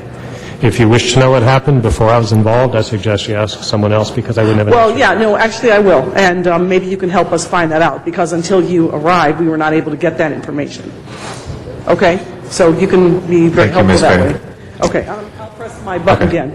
Actually, if you'd like, under our rules, the first two speakers, if one of them is the chair, can go for 6 minutes. So if you'd like to continue, go ahead. My mistake. Sorry, you have 2 more minutes.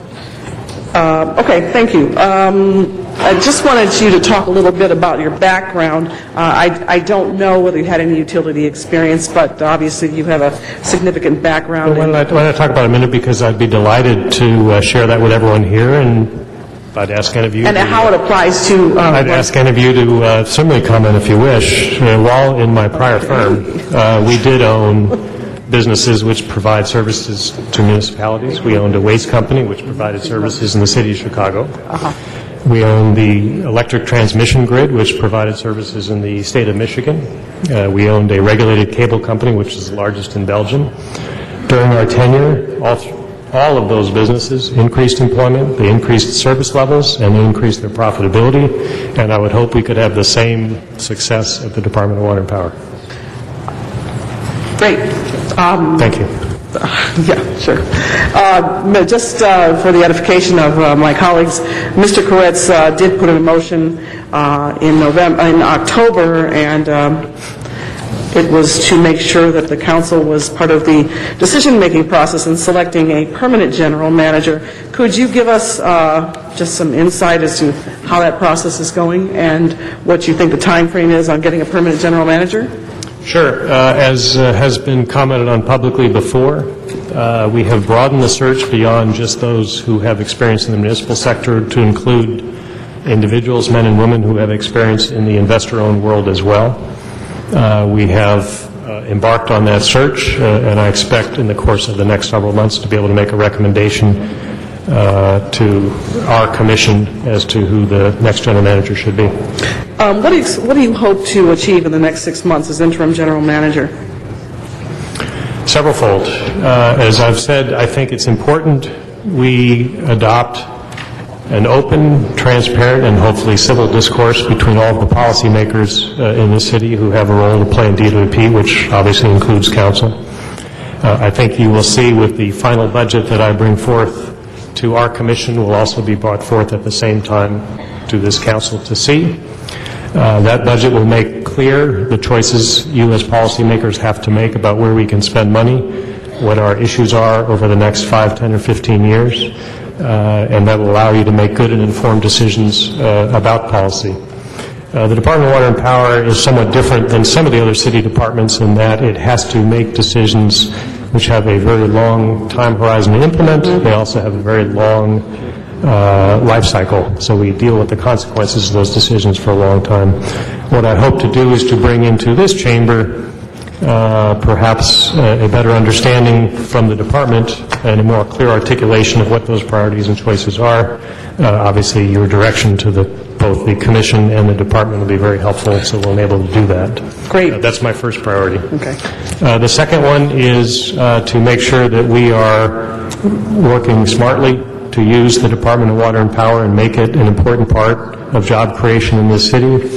The mere enactment of a policy to guarantee the installation in 7 days of a charging station at customers' home was very important in attracting BYD to come here and bring jobs to the city, so they have a vital role to play. It is not diverting resources. It is not costless but at the same time, there's a real payback to the city in forms of jobs and a real payback to the department in terms of an enhanced customer base. So the second priority is to make sure that Department of Water and Power plays an important role in the economic development of the city. And the third, as I mentioned to you earlier, is to make sure that we put in place leadership for the long term at the department. 9 general managers in 10 years is not a recipe for success. We have to remedy that. Right. Can you give us the process? And then I'm going to ask you to pass your button right over the 6 minutes. Great. Mr. Rosendahl? Thank you, Mr. President. First of all, you're a constituent of mine, so it's good to see a constituent. Secondly, I appreciated the fact that you went to Mar Vista and you looked at what we were doing there to green things and also met with Chuck Ray, one of the leaders of the movement of homeowner groups that have taken a deep interest in DWP, sort of a watchdog group, and that you're preparing to meet with them. I appreciate that. I believe we have a meeting scheduled next week, and it was delightful to see. I would call attention in this chamber to what is happening in Mar Vista. I think is a real example for the city. Thank you very much. When I first heard about you, all I heard was a billionaire who's going to work for $1 a year. My friend Dick Reardon mentioned it, Eli Broad mentioned it. How did you make $1 billion? First and foremost, I've never said what I'm worth, and I wouldn't. I have 4 children at home, and I want to respect their privacy. My mother was a school teacher. My father came to this country on a boat.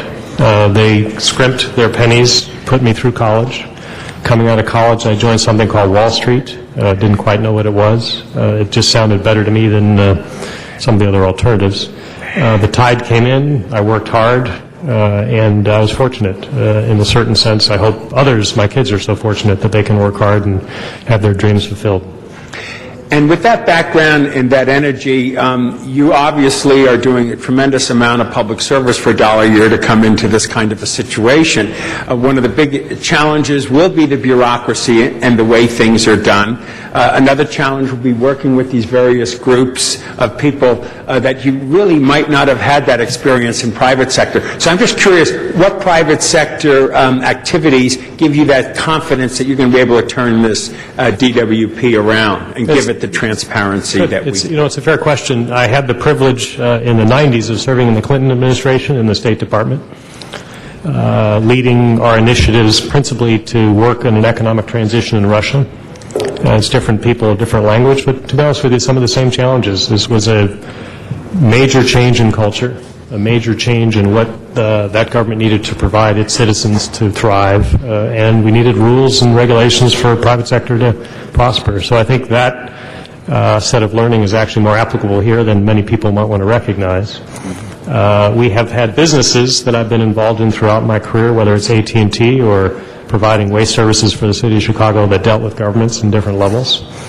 It certainly requires a different tone and different temperament, but I look forward to collaborating with everybody here. And again, as the BYD example shows, I think when we bring the city resources to bear, we can do good things, and I hope we can at the Department of Water and Power as well.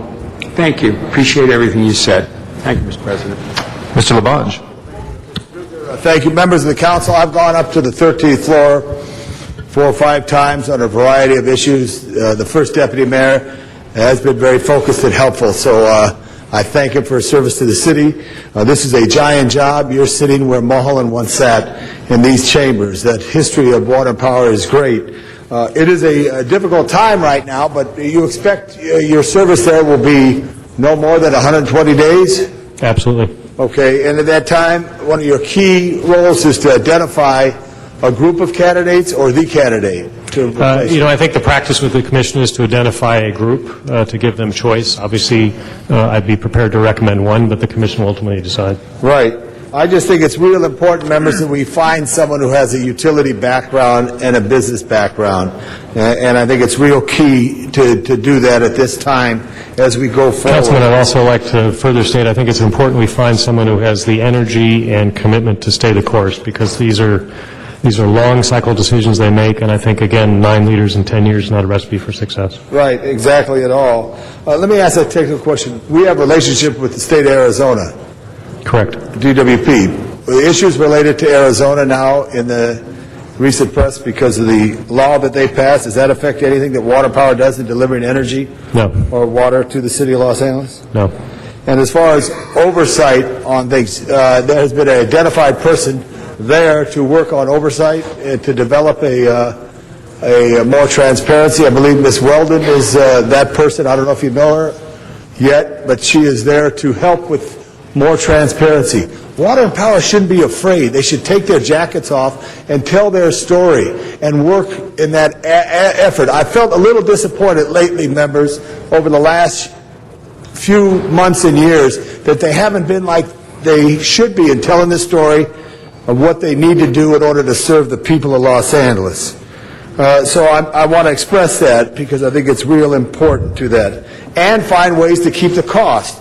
I'm going to put a motion in. I want every gym in Los Angeles in our schools right now to put up green power, put up solar power on the top of every gym. They're flat. I want to go to every studio where you want to keep studios working and see if you could arrange for creating that image on top of their stages so they can get power and help reduce our carbon footprint on that. And lastly, I just wanted to say to you, it was a security issue, but there's a great security, and Captain Pat Finley is a great security person, but I was extremely disappointed with the President of the Commission for refusal to open back up parking for those who attend the Music Center complex. A school teacher in my district had to park way down on Fremont Street to walk up the hill to go there, where in the past they would park there. You have security there. People drive in there today, right now, to park, and I just wanted to express that one little thing, that public relations is so important, because many people love and support DWP, but in these last months and years, they have lost that loving feeling because of how the department has acted. So you have a very big job. I support you 100%. I hope you do. I know you got a lot of things on your plate, but I hope you find yourself officed up there, because it's important to show that leadership there. I think it's difficult to work it from here, which is where we are and where they are on Hope Street. Thank you. And assuming we finish here on time, I'm having lunch over there today in advance of the commission meeting.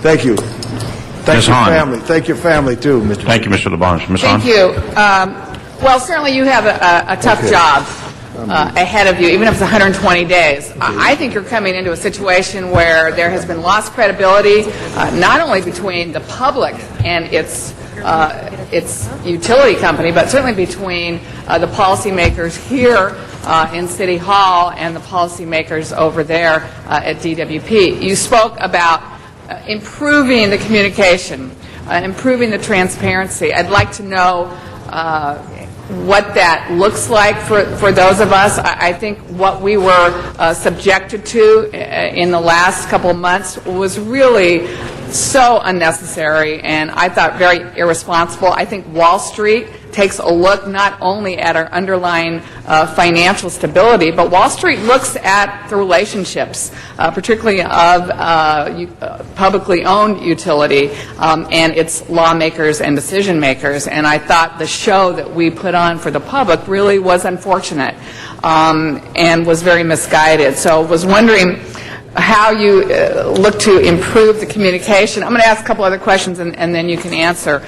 I was, of course, very upset with what I saw from some news reports of DWP employees on company time, visiting strip clubs and drinking, and wondered how you're going to address those issues. I'd like to know, besides the $73 million transfer, there's a report that came to us that there was going to be an additional $20 million in savings that was going to be recommended to put towards our general fund. Wondering how you feel about the $20 million.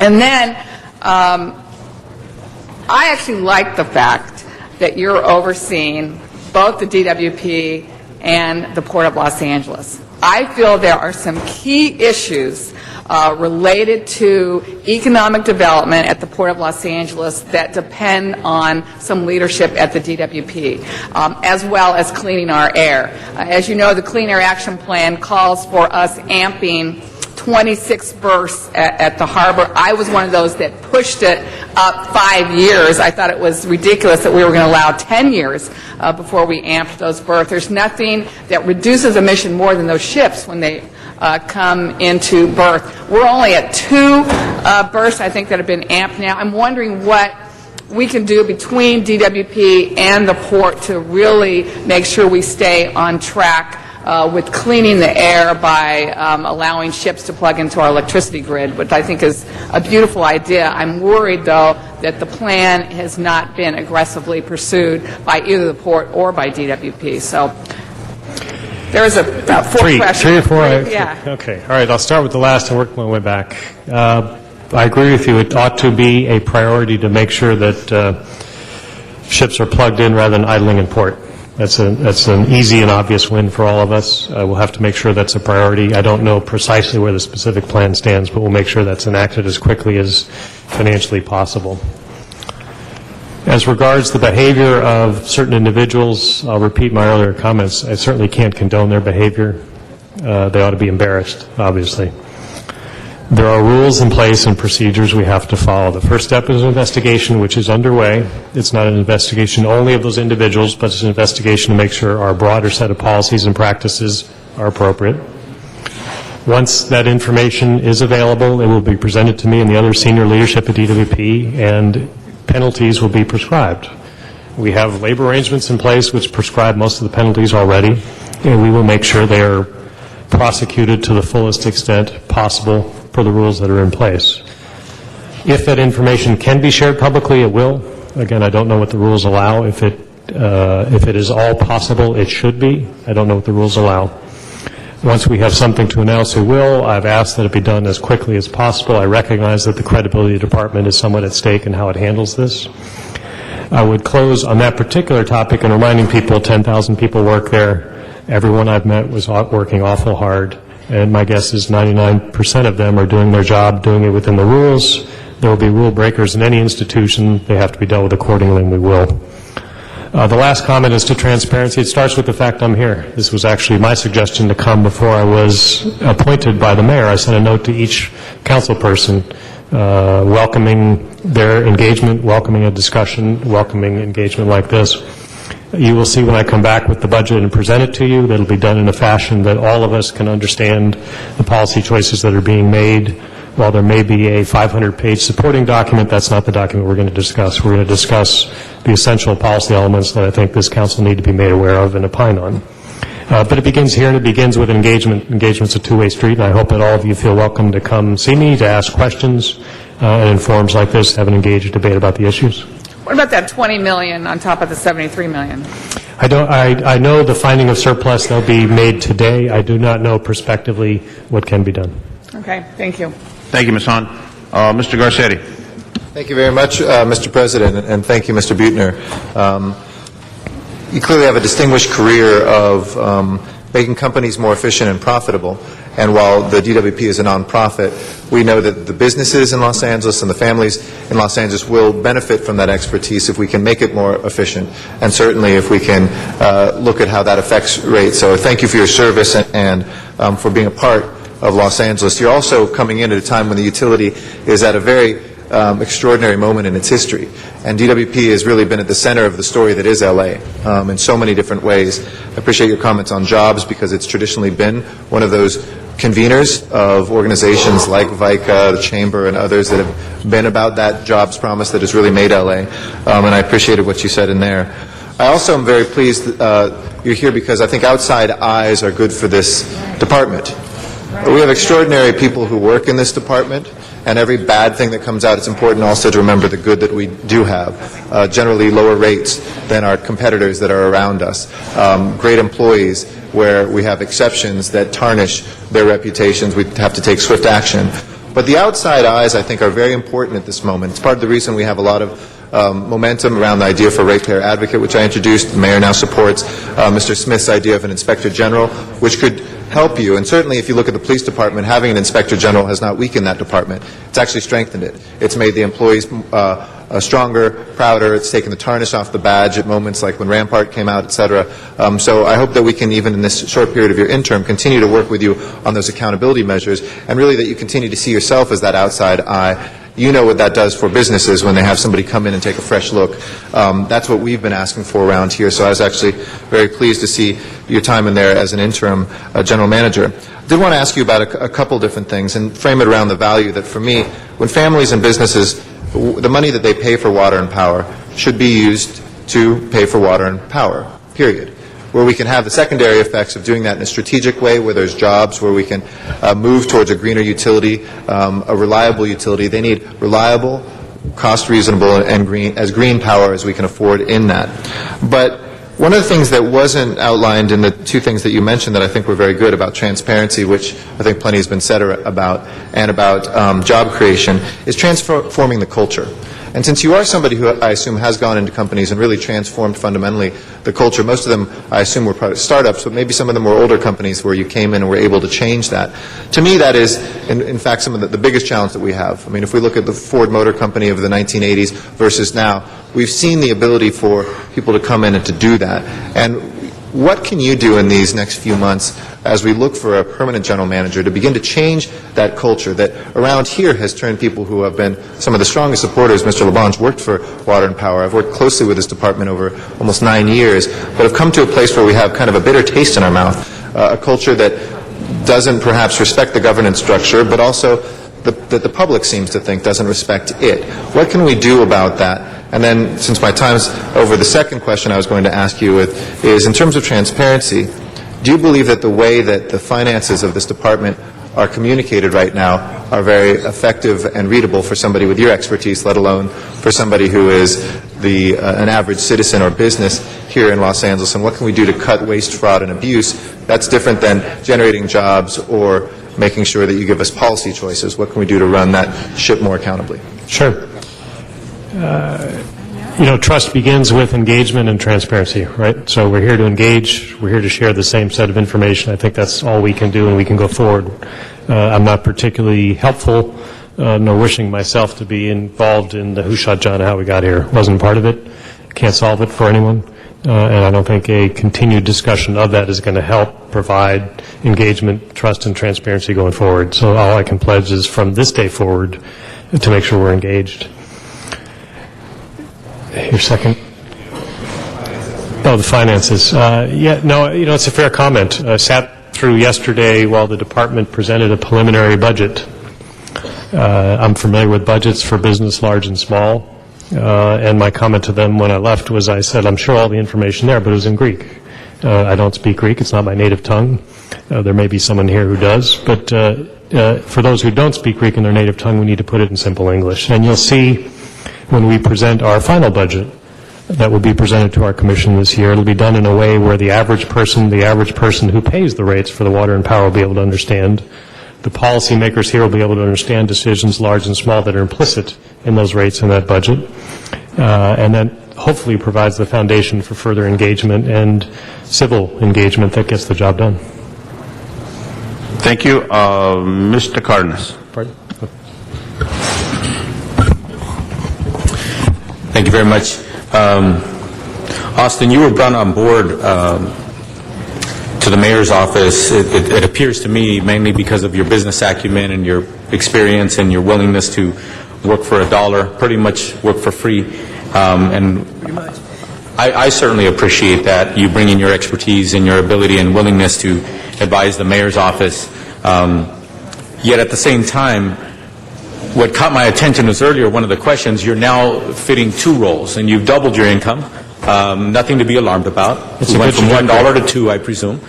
But at the same time, you are filling 2 somewhat full-time roles.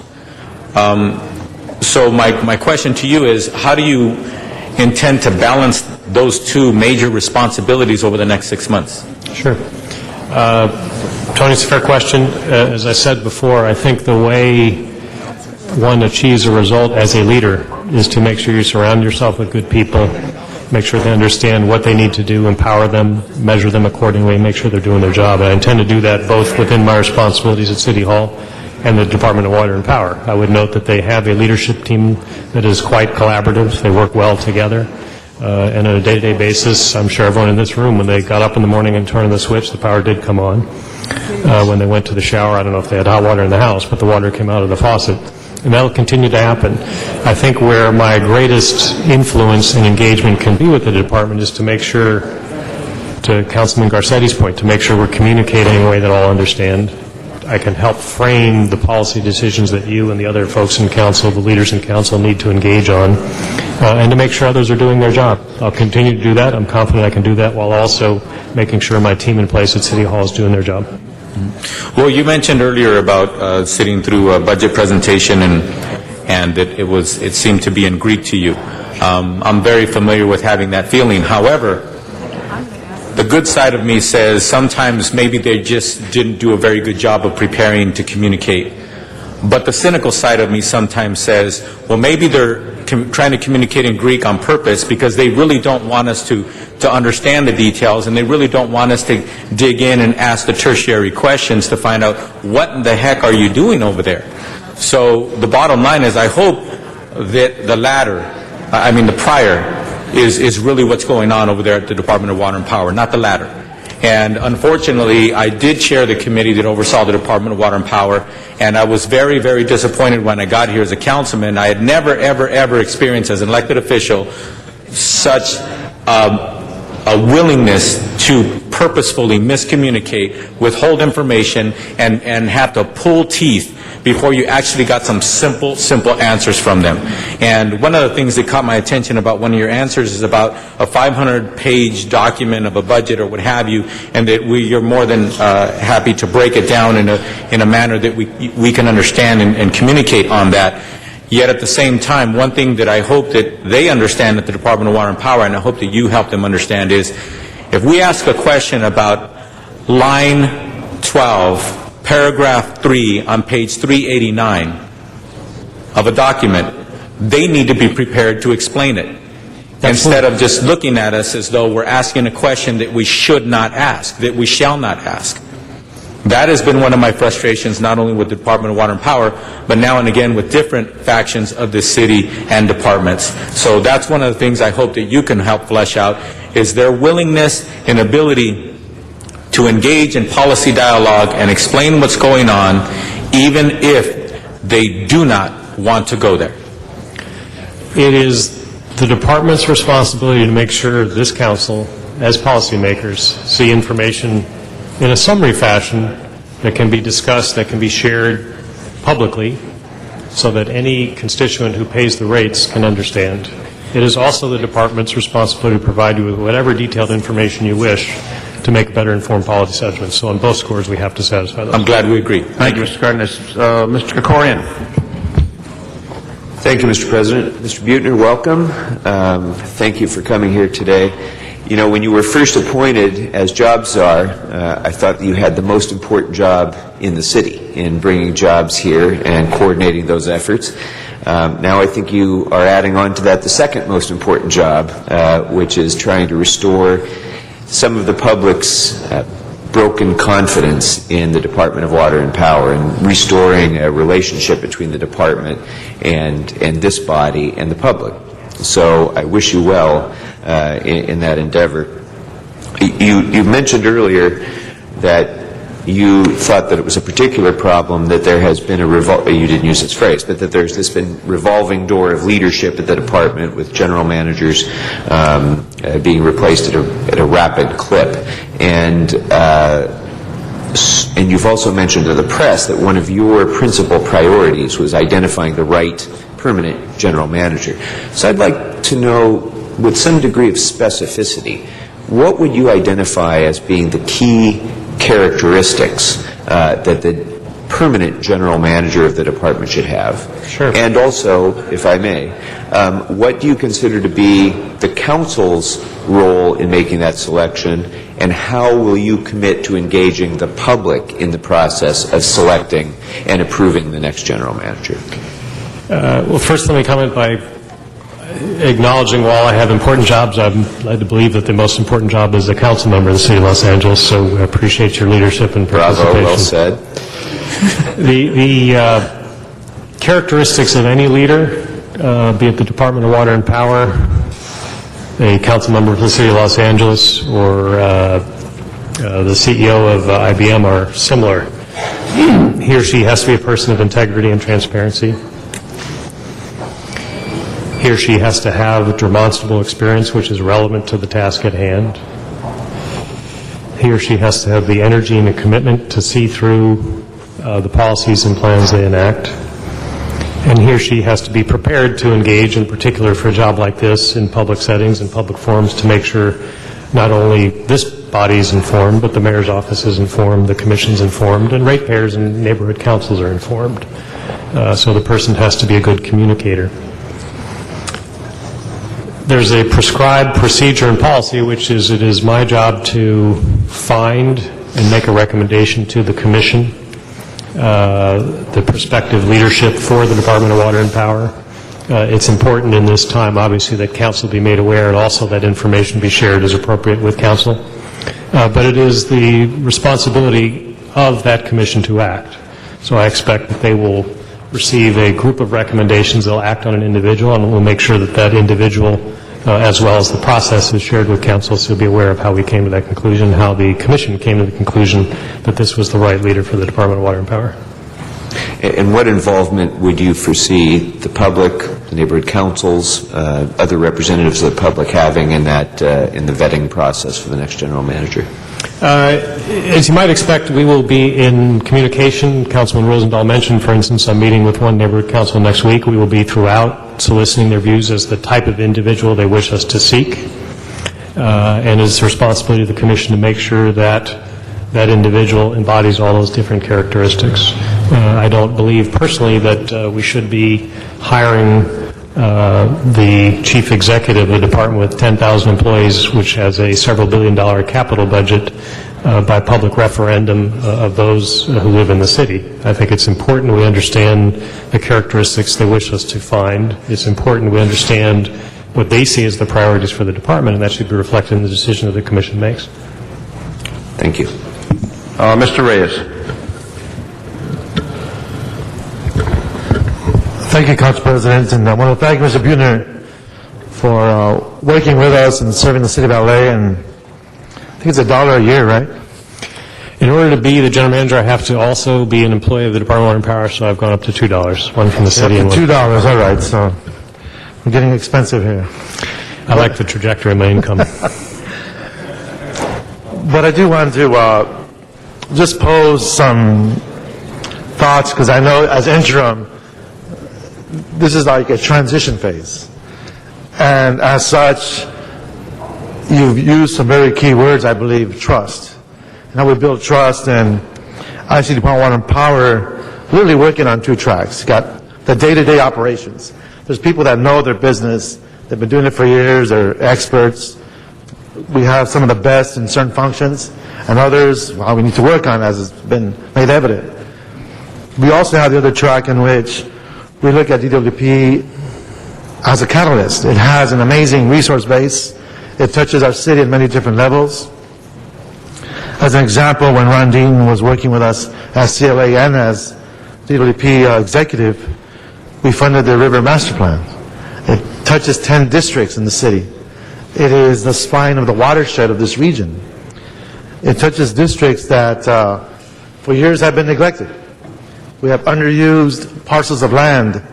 We need to redefine our land use to trigger jobs, job creation, and make this a city of a destination for new investment. But how do you see us creating or setting the table, if you will, so that the council district can participate in that decision-making, given that the culture we've had in the past, as articulated by Councilman Cardenas, has been to resist, to keep within their silos, keep us in the dark, maintain this gray area, when in fact we're decision makers in how we can actually help DWP and how we redefine our land use. Can you just maybe speak to that some? Hopefully it's not. Sure. I guess, again, I would comment that engagement with each of you on behalf of your respective districts or collectively on behalf of the city is vital to make sure that we step forward smartly. I'd note for the council as a whole, you and I met last week with a group of senior staff from various departments in the city to talk about a particular issue, and you asked us to come, we did, and I think we had a pretty good engagement. We've all committed a certain set of deliverables to get back and discuss that again in a smart and timely fashion, and I think that's the archetype of the type of discussion we have to have. So we're here to serve. We're here to make sure that the lights come on, the water comes out, but we're also here to make sure that each of you as district representatives and collectively as council have the information you need to engage with us, the department, on policies that matter for your districts and the city as a whole. Well, I look forward to working with you and moving this to the next level. Some of us are in our last 3 years of our last term.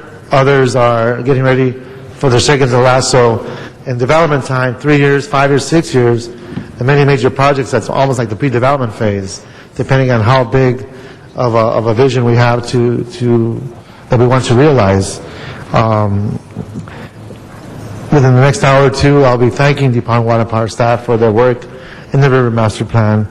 But to me, it's not just about the river, it's about putting a new face on the city, but more importantly, addressing economic development and environmentally sensitive areas to create the kind of investment environment that we need.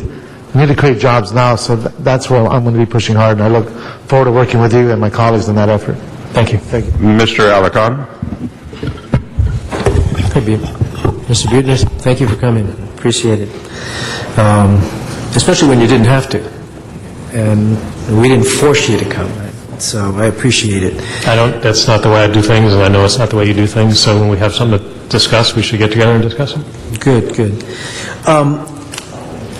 I remember as Mayor Bradley's deputy dating back to 1989 to 1993 when I was then elected to the city council and representing the mayor on constituency matters. DWP was always front and center, was always a concern, was always not trusted, and with the various iterations of general managers, still not trusted, still various concerns, still raising the rates, still people can't read their bill, those kinds of things.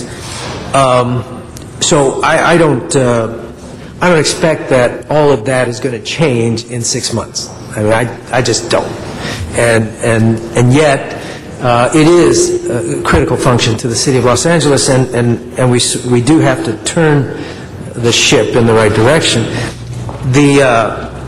What I'd like you to respond to, I want to make a couple of small comments, but the large question I have as chair of the Jobs and Business Retention Committee is the history of DWP is driving our economy in many respects, dating back to Mulholland.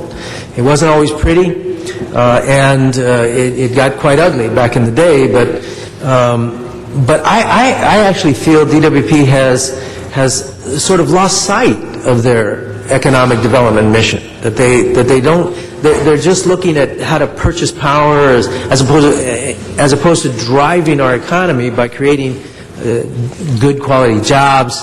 And it's not just about reducing the cost of energy, but making sure that the value of job creation is there. So I'd like to hear how you plan to use the department to drive our economy. My two simple comments are this. I'll never forget after the riot on May 1st, a couple of years ago, when Chief Bratton stood up and on first instinct said, what I saw was wrong, people will be held accountable. I didn't get that from you. And I was very disappointed because I wanted you to say what I felt. And I think the people of Los Angeles want you to feel what they feel. When we saw those guys drinking while driving, when we saw those guys coming out of the strip club, being searched at the strip club on duty, apparently, when we saw that, well, aside from laughing at it, because it was almost comical, especially when the truck drove away and the guy was standing there talking to the reporter saying, where are you going? That was comedy, but it's not really funny. I was hoping you said what they did was wrong and they will be terminated. I didn't want to hear about a process because that's what the people, let me finish. That's what the ratepayers hear all the time, that there's this process we go through. No, they want to say, we're going to get rid of those bad apples, period. What I saw just on the face of the video was enough to terminate. And I know about, as my colleagues know, I was a senior personnel analyst for the city. That's what I did. You can fire those people, period. End of conversation. Let's move on. The second thing is, Another simple thing that we've never figured out that creates enormous distrust in our system is the bill. We've got to segregate those costs out that are not related to Department of Water and Power in a clearer, easier fashion for the people to understand what exactly is their power charge, what exactly is their water charge versus the sanitation sewers, what 8 or 9 different items on there that just totally confuse people, and those go up, and DWP gets the blame.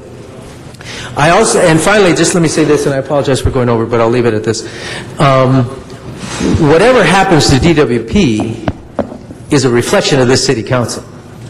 So, I mean, I don't want things to go bad at DWP because they're a bad reflection on me as a city councilman, and we as a whole, because we oversee the DWP. Thank you. And so I would ask that you recognize that we're in partnership, and we both want DWP to succeed, and I commit to work with you to lend our support to make that happen. Good. There are 3 things in response to that I'd like to comment on. The first, start with the last, which is the discourse over DWP reflects on all of us, either well or not well. I had the privilege to sit at a table the size of this small one with the Chancellor of Germany about 2 weeks ago, and her first question to me was, what's wrong at DWP and what's wrong with the city? Are you going under? I quickly assured her we were not going under.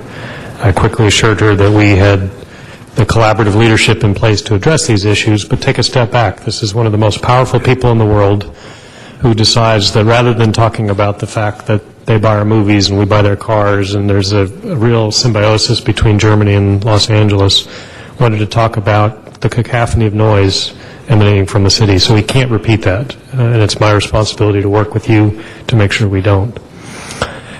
My reaction to the individual, or the individual cited, is the same as yours. It's abhorrent. It's not behavior I would tolerate. Were it my own business, that would have been dealt with already. I think it's important that as the general manager of the department, I do follow the rules and practices. I am not a dictator, benevolent or otherwise, of the Department of Water and Power. So justice will be served, but it has to be in accordance with the policies that are in place. I didn't write them. I don't condone the behavior. It's abhorrent. I'm embarrassed for the individuals. I'm embarrassed for the department. They'll be dealt with accordingly, but we do have to follow the rules. I didn't write them. We may change some, but we have to make sure we follow rules. I think everyone is accorded in this city, in this country, due process. We have to make sure it's followed. The last point is to economic development. The department has, as you noted, helped create the city. It is one of the founders of this city. Continues to be so. We live in a desert. Without water, we couldn't thrive. Without electricity, our businesses today couldn't thrive. You can see just simple things that they can do to keep us on the forefront of where the jobs of the future will come from. I cited earlier their role in adopting a policy to install charging stations within 7 days of purchasing an electric vehicle. I can assure you that will help Los Angeles maintain its leadership position as we become the city of the future in clean and green. And it is things like that where they can make a difference. We have to make sure they are following through on their commitments. I've already begun working with the leadership at DWP. We will shortly install a person to lead the economic development at DWP on a full-time basis with the department to make sure they're following through. Again, thank you. Mr. Parks. Thank you, Mr. President. Mr. Buechner, thanks for coming over, and hopefully the Budget and Finance Committee was able to give you some insight of the frustrations that we have been dealing with and yesterday, and we appreciate you coming. I have 4 or 5 things I'd like to just throw out, and I listened to what you say, and having gone through 20 or 30 oral interviews and reading some of those books, I think you maxed it. The dilemma that I have is that, as you know, in large organizations and small, the person can come in at the top and everybody bends in the wind. And until what you want is institutionalized, it never sticks. And so with your short tenure, and then you say, I'm going to find somebody that has all these qualifications, but there's no assurance that person is going to have tenure. And so people bend in the wind. And so this is what I'd like you to comment on the institutionalizing what you think is proper, and how do you assure it goes on beyond your tenure, and if the next person comes in and that tenure is short, we've pretty well made the circle to where we are today. But the institutionalized part of it is absolutely essential with all those qualifications that you mentioned that people should have. If you can't ingrain it in the organization, it's not going anywhere. Well, you make I think, a very important point for everything we all do here. Whether it is creating jobs in the city, I mentioned BYD. The first thing we did with my team and the departments involved to celebrate was to sit down and say, how do we institutionalize? What did we learn in doing that? It's a big win for the city. How do we do it again so it becomes part of the institutional memory of the city and the day in, day out responsibility of people in the departments? The same has to be done in the Department of Water and Power. We need to find the right permanent leader. In the interim, I hope to set the department down the path of transparency and accountability and more constructive engagement with this council. That will set the tone, and hopefully that behavior will become part of the fiber of the Department of Water and Power and how discussions ensue in the future.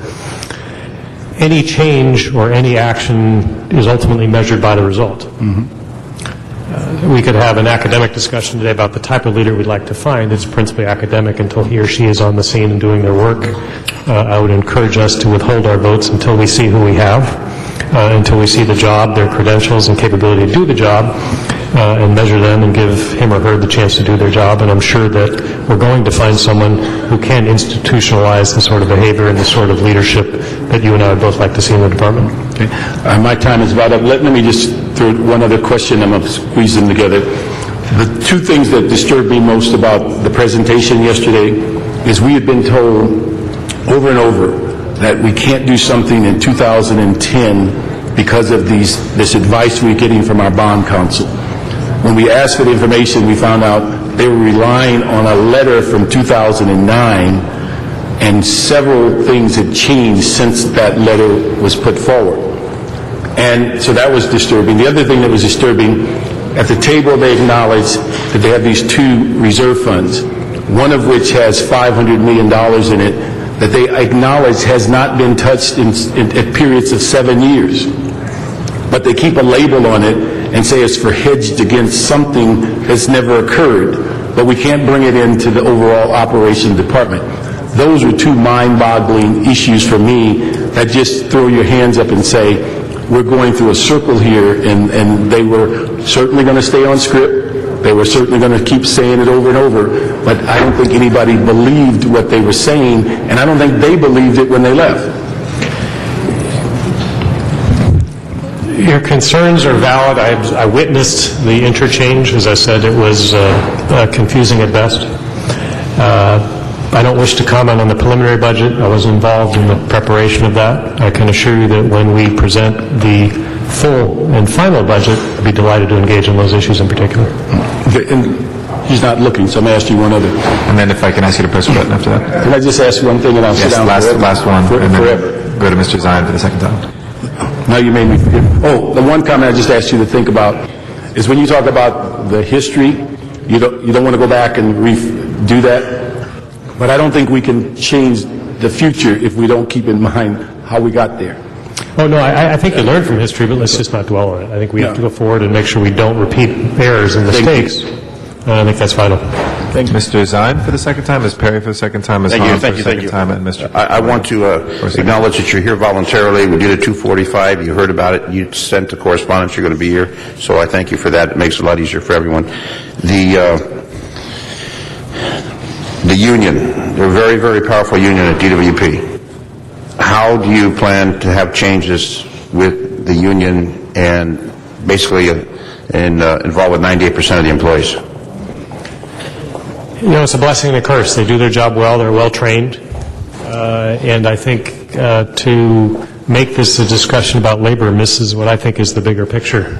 Transparency and engagement is something we need to address here. The longer-term strategy and where we make our investments, again, is something policymakers can engage on, and we're going to have a dedicated and tireless workforce to hopefully execute those. But the bigger decisions to be made around DWP are how do we change our generation, which is old, tired, in need of replacement, whether it's renewable or otherwise? What do we do to make sure our transmission system and distribution system is reliable and second to none? How do we prepare for state legislation which is on its way, whether we like it or not? How do we make sure that our aqueducts and our water is safe and reliable and our pipes don't burst? And all of those large investments are really, I think, where the policy needs to be engaged around, and I think Labor will be there to support and execute whatever it is policymakers adapt. And where are you going to be housed? You're going to be operating all these different, overseeing different organizations, different departments. Where are you going to be housed? If we need to contact you, where are you going to be? You can contact me. I have an executive assistant in each of the Department of Water and Power in the City of Los Angeles, and they both know where I am all the time. I'm a believer that the best way to manage is to be out and engage with people who work there. So you'll seldom find me in my office in City Hall, and you'll seldom find me in my office in the Department of Water and Power. I'm out engaging with the people who work there. And neighborhood council is very important, very popular in Los Angeles. How do you plan to engage with the lack of trust that they have for the Department of Water and Power? As Councilman Rosendahl is aware, again, we intend to engage with all the different neighborhood councils to make sure that, again, as we, in the context of our full-year budget, we will discuss with them what our priorities are, and the same body of information we intend to share with this council about what the strategic issues and choices we have to make sure that they're aware of what those choices are. And how long do you plan to remain in Los Angeles? Indefinite? Or is this a short-term stop-through? Or do you plan to remain here for a period of time? I'm sorry, I've lived here for the last decade. I'm not sure of the question. Your residency here, remaining in Los Angeles, do you plan to remain here for an extended period of time to help continue what programs are taking place in these different departments? Or do you plan to, I'm leaving to some other place? Well, I have 4 little kids, a 13-year-old, a 10-year-old, a 9-year-old, and a 7-year-old all in school, and... So you're going to be here? I'll be here well. Okay, that's good. The issue of different managers of different departments that may not be performing, do you have the ability to go to the mayor and say, this manager is not performing, we've tried to correct this department, and we need to do something about it? Yes, he and I talk regularly. We have a private session every week and lots of interchange in between and share ideas.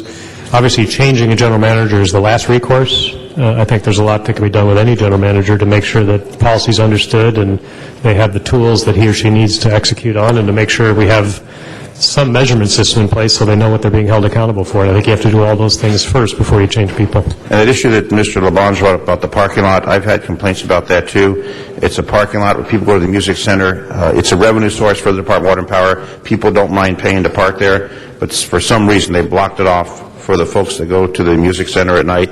If that could be looked at, just to emphasize, we received a lot of complaints from people that don't have a place to park that visit the music center. Again, I want to thank you for coming tonight. I'm the chair of the Personnel Committee today. And if there's issues that we need to change with Civil Service Commission, let me know regarding the disciplinary process. If there's some issues that need to be corrected, let me know. We'll be happy to work with you on that. Thank you. Thank you. Ms. Perry. Thank you very much, Mr. President. Mr. Buettner, I don't know if you had the opportunity yet to be briefed, but there are a number of motions that will be coming through the Energy and Environment Committee that will affect, I think, the future of the way that the department is governed. And just to give you a quick overview, one of the items pending is a two-thirds vote to remove board members or a general manager, that all rate increases in the future go through the City Council. Obviously, you probably heard about the ratepayer advocate proposal because that's been in the paper quite a bit. And then and Mr. Smith introduced a number of these with co-signing from me and others, how the board is constituted with a dedicated seat for an appointee with technical expertise that's applicable to oversight of the Board of Department of Water and Power, salary parity, and pension reform. And have you had a chance to be briefed on that yet? No. Okay. Well, I'm going to arrange for you to get a briefing on that, because I think that's something that you need to know, and then maybe we can have a discussion about that once you've had the opportunity to get some of your input. Sure. Okay? Thanks. Ms. Hahn?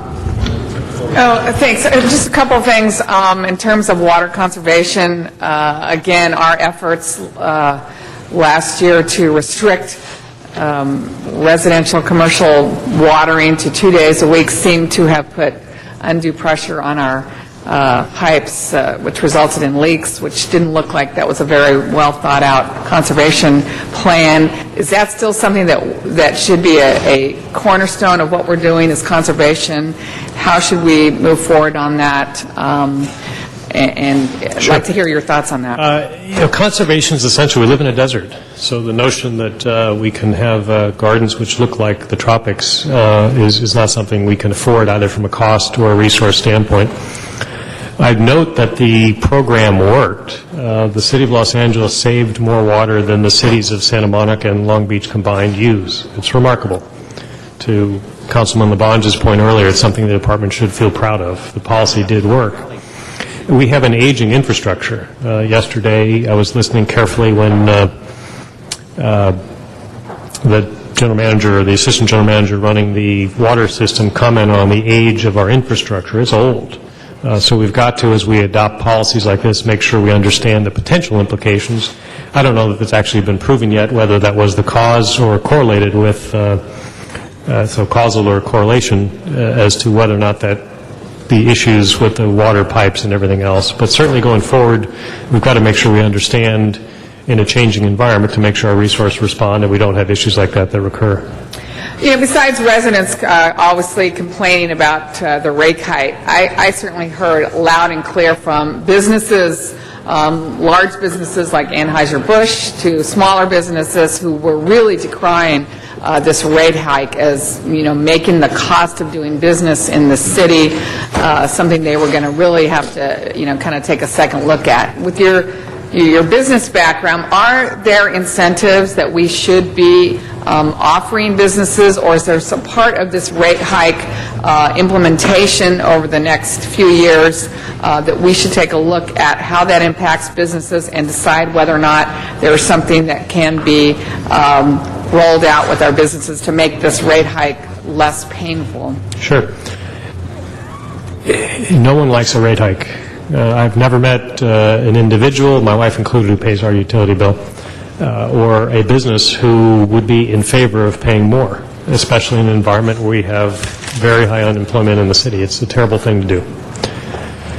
That said, if we have to invest for the future, which we do, we have very large investments to make. Those will cost monies, and we're going to have to, as policymakers, engage and say which ones can we afford, which ones can our ratepayers afford, and which ones can't they afford. I'd make an observation that the piecemeal discussion of the issues and challenges the department as a whole faces is perhaps not the best way to engage.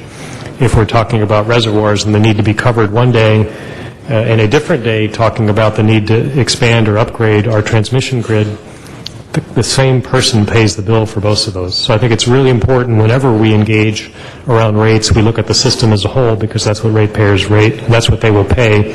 I think it is vital whenever we have a situation which may cause rates to be increased, that it be properly communicated, that we look where at all possible to mitigate the impacts on business, on individuals across the city, for sure.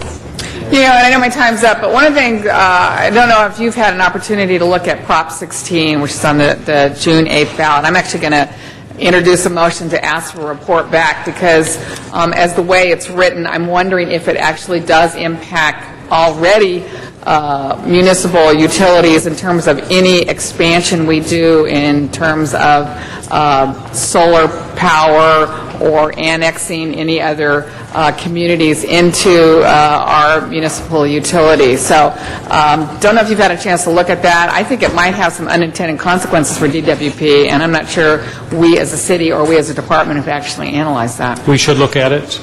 If it doesn't have unintended consequences, it would be the first piece of state legislation that didn't. So that's probably in there somewhere, and we need to look at it, and that's a good suggestion. Yeah, Thank you, Ms. Hahn. Thank you. Mr. Krikorian.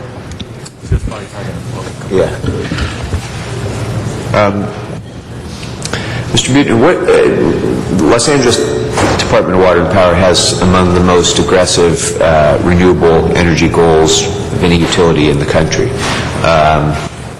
What do you consider to be, broadly, the principal policy objectives of having a renewable portfolio standard like the ones that we've Sure, I'll speak to this policy. I'm not prepared today to speak to precise goals, but I think there are two differing policy objectives that one needs to talk about concurrently. One is the need to reduce carbon emissions.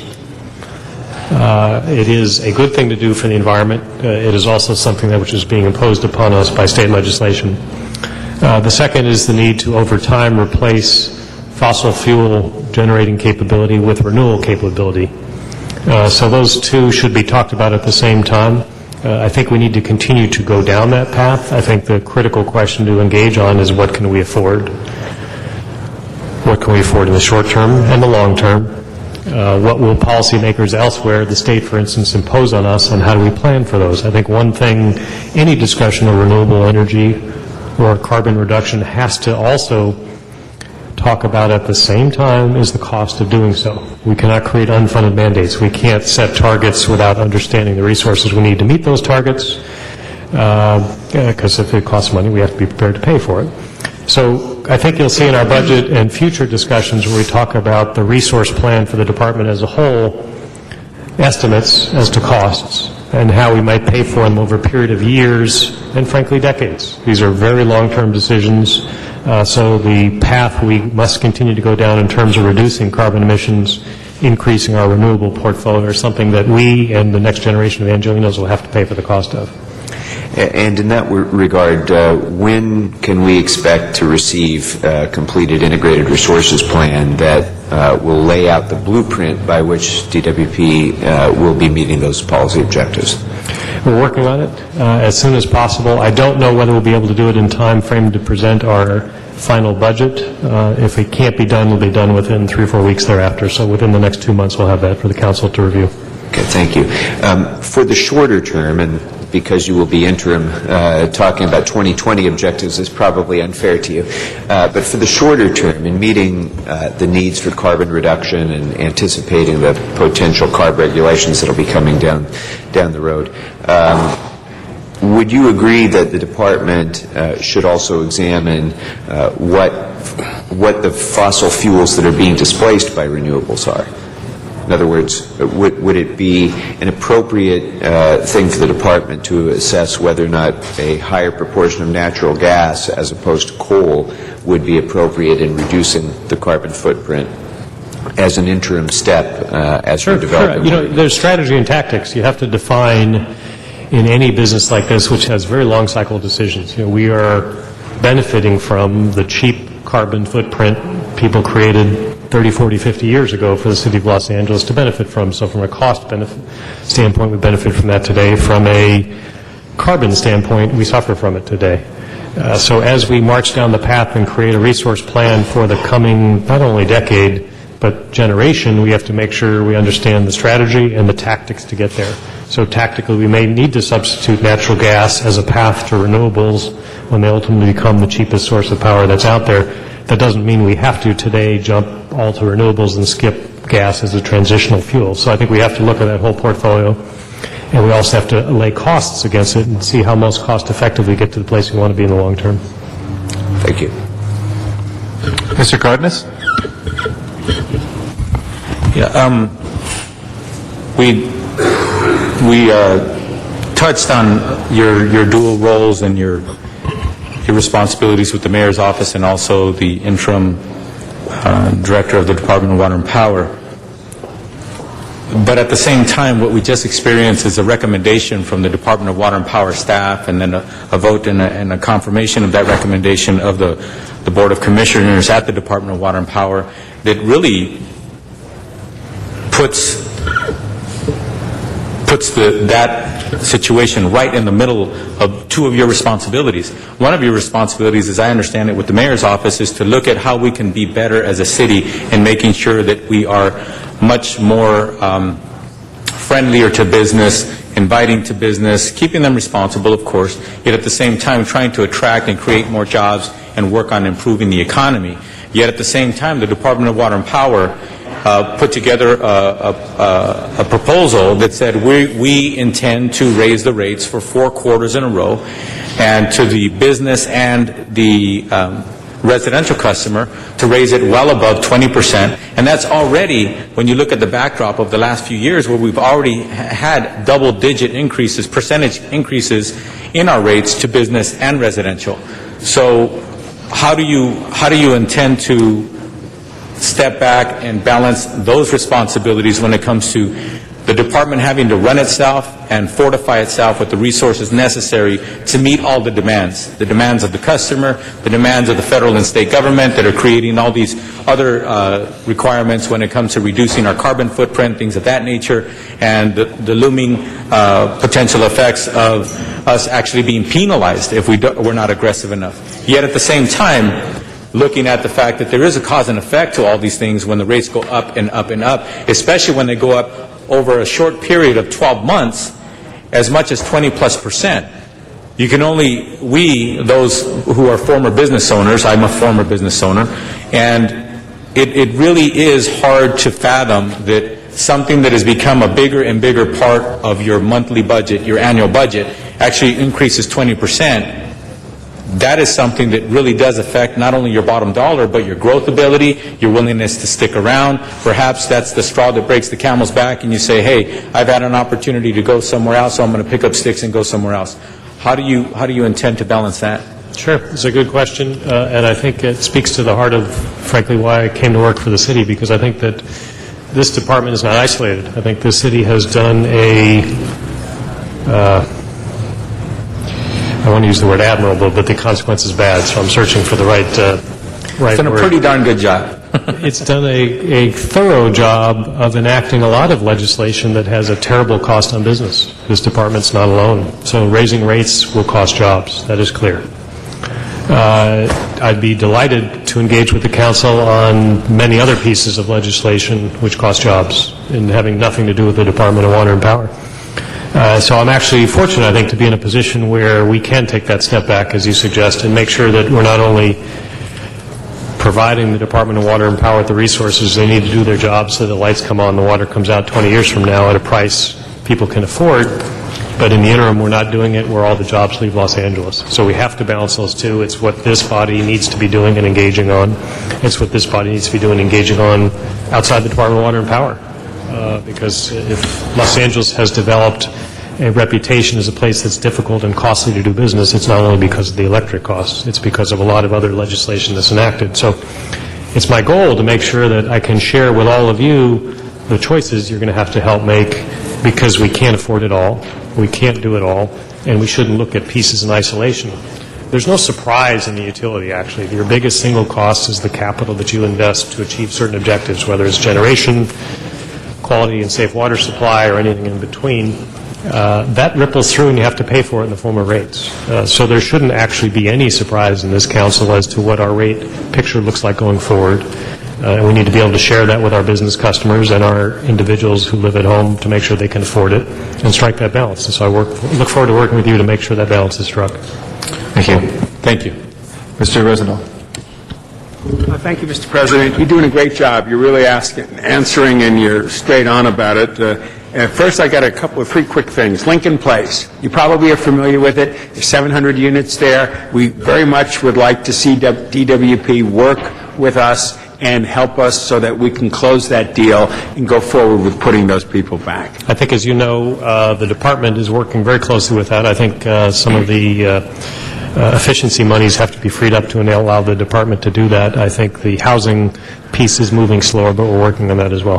Very good. Second thing is assets. I mean, your private sector experience, I think, puts you in a very unique spot to look at what DWP's assets are. I mentioned to you when we were doing budget the other day that there are contracts, there's land, there's all kinds of things out there spread across the southwestern United States that somebody needs to get a handle on. And as one of the senior bureaucrats was welcoming me to the elevator, he said, Bill, there's at least $100 million worth of stuff we need to renegotiate, need to look. I don't know if it's a nickel or a dime, but I know with your business background, you'll get a look at all that. Yes, we've already embarked underway. We expect to issue an RFP within the next several weeks, actually, for the real estate side of that, to look at the real estate that we own and control to see what is better partnered with in the private sector to limit the burden on our ratepayers to carry that. Very good. And last thing is the Brian Darcy union business. The IBEW is very powerful. In fact, some people feel it's more powerful than any other union in our great city, and that most of the folks are connected with that. I personally have a great relationship with Brian Darcy. When he had an electric strike many years ago, I had him on my television show. We bonded, and we've stayed good friends ever since. How do you see yourself with labor relations and dealing with such a strong, powerful union? Sure. I don't think it's any different than dealing with a strong, powerful city council. You have to engage. You have to make sure that the information he needs to understand as the impact of decisions on his constituency, which are the employees. But I found him to be very collaborative. I found him to be very informed, and we need to make sure we are equally informed and collaborative. And these long-term policy decisions we're making, we have to help him understand how it impacts his labor force, and I'm sure he'll be collaborative and cooperative in those discussions. Very good. Thank you. Mr. Krikorian.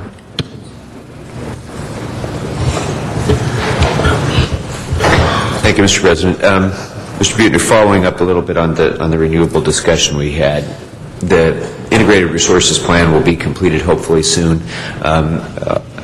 A permanent general manager will be in place soon. It won't be your responsibility to make sure that we get to those goals that we have for meeting the RPS. But the IRP itself, the Integrated Resources Plan itself, is going to set us on a trajectory towards meeting those goals, which is going to be harder to diverge from once the vision is set and once we begin down that point, that direction. So I'd like to know what your thoughts are about including other means to achieve the policy objectives of our renewable portfolio, like, and I'll give you a few examples, a robust feed-in tariff program that will benefit businesses in Los Angeles who have the ability to privately install solar systems and other things on their property. What are the benefits of having distributed generation in basin rather than utility-owned generation and central station generation? And then what are the benefits and what should we be doing in terms of fostering more energy efficiency and supporting our small businesses in achieving those objectives, and schools and nonprofit organizations in order to benefit them and also reduce our dependence on fossil fuels? Sure. Two parts of that question. The first is should we be looking at differing ways to get there in terms of the resources in the long-term plan? The answer is yes. Didn't come this morning to discuss those, but certainly when we discuss the plan, we have to engage on that. And as to efficiency, it is our most cost-effective source of energy at the moment, putting aside the public good of using less resources to do the same work or to live in the same house. And the sustainability of that, it is very, very cost-effective for us, so the more we can be doing in those regards to support small business and homeowners in terms of investments and efficiency, we should be doing. And the feed-in tariff program, have you had a chance to? I think when we discuss the IRP or the long-term resource plan, I think that's part of that discussion. Okay. Thank you. Thank you. That is the last speaker in the queue. We do have some comments from the public. Arnold Sachs, if you'd like to come forward. I'm sorry. Why don't we have Mr. Sachs? Why don't we do the public comment? We'll come back to you, Ms. Hahn, if that's all right, since we started that. And then we have one final speaker from the council as well. After that will be Matt Dowd. And if you be sure to direct your comments to the council as a whole. Thank you. Yes, thank you. Good afternoon. Transparency. I think 9 councilmen spoke. You must use the word 20 times. Mr. Reyes said that some of you were entering your 3rd terms here, some of you, so that would have meant, let's just say that DWP's been in front of the council 3 times a year. That would come to about 30 times, and you're still discussing transparency. So you have a lot to look forward to. Solar plant for Palmdale Airport, the coal plants for power. How is DWP going to diversify from that? You mentioned clarifying the budget that you present to the council. I reiterate what Mr. Alarcon said about the bills. Clarify the bills for the public. $73 million transfer for this fiscal year. Don't you have another transfer coming up for next fiscal year also? Aren't the transfers in line for that year? Isn't that how DWP operates in lieu of paying property taxes? You mentioned property throughout the Southwest. Does DWP pay property taxes throughout the Southwest and just not pay in the city of LA? Would you decide as a mayor's person who sets policy for DWP that maybe it's better that they start paying property tax so that the city isn't held hostage to get these quarterly payments from DWP? Your predecessor mentioned $6 million a week that DWP is absorbing before it got this rate increase, yet the rate increase doesn't go into effect until June. So that's $6 million a week for another quarter. That's 24 weeks of $6 million a week. How can DWP function at $6 million absorbing that much loss per week? You're the deputy mayor setting policy for DWP, and you're the general manager for DWP. Why not just get rid of the middlemen, the Board of Commissioners? Thank you, Matt Dowd, is our next speaker. After that is Candido Maras.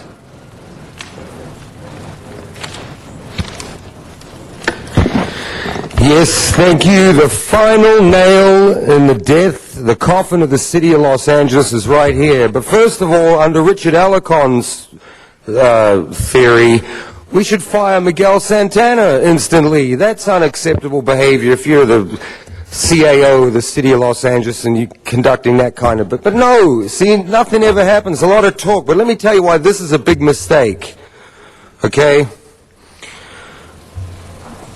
Wall Street, he has to say transparency like 18 times, definitely not transparent. See, let me tell you what Wall Street did, and I've been here for months talking about this, how they fraudulently engaged in underwriting these mortgage securities, and then they sold them without any transparency at all, took everybody under. Goldman Sachs is under investigation by the SEC for what? Transparency issues. He's also got Gulf oil experience.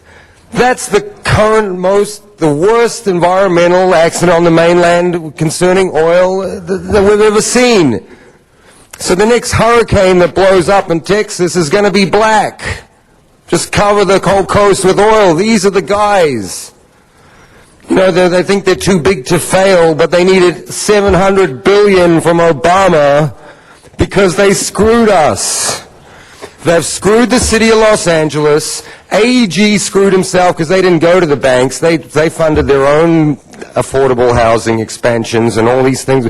Morello Maddox is another one in Jan Perry's district. They're all broke.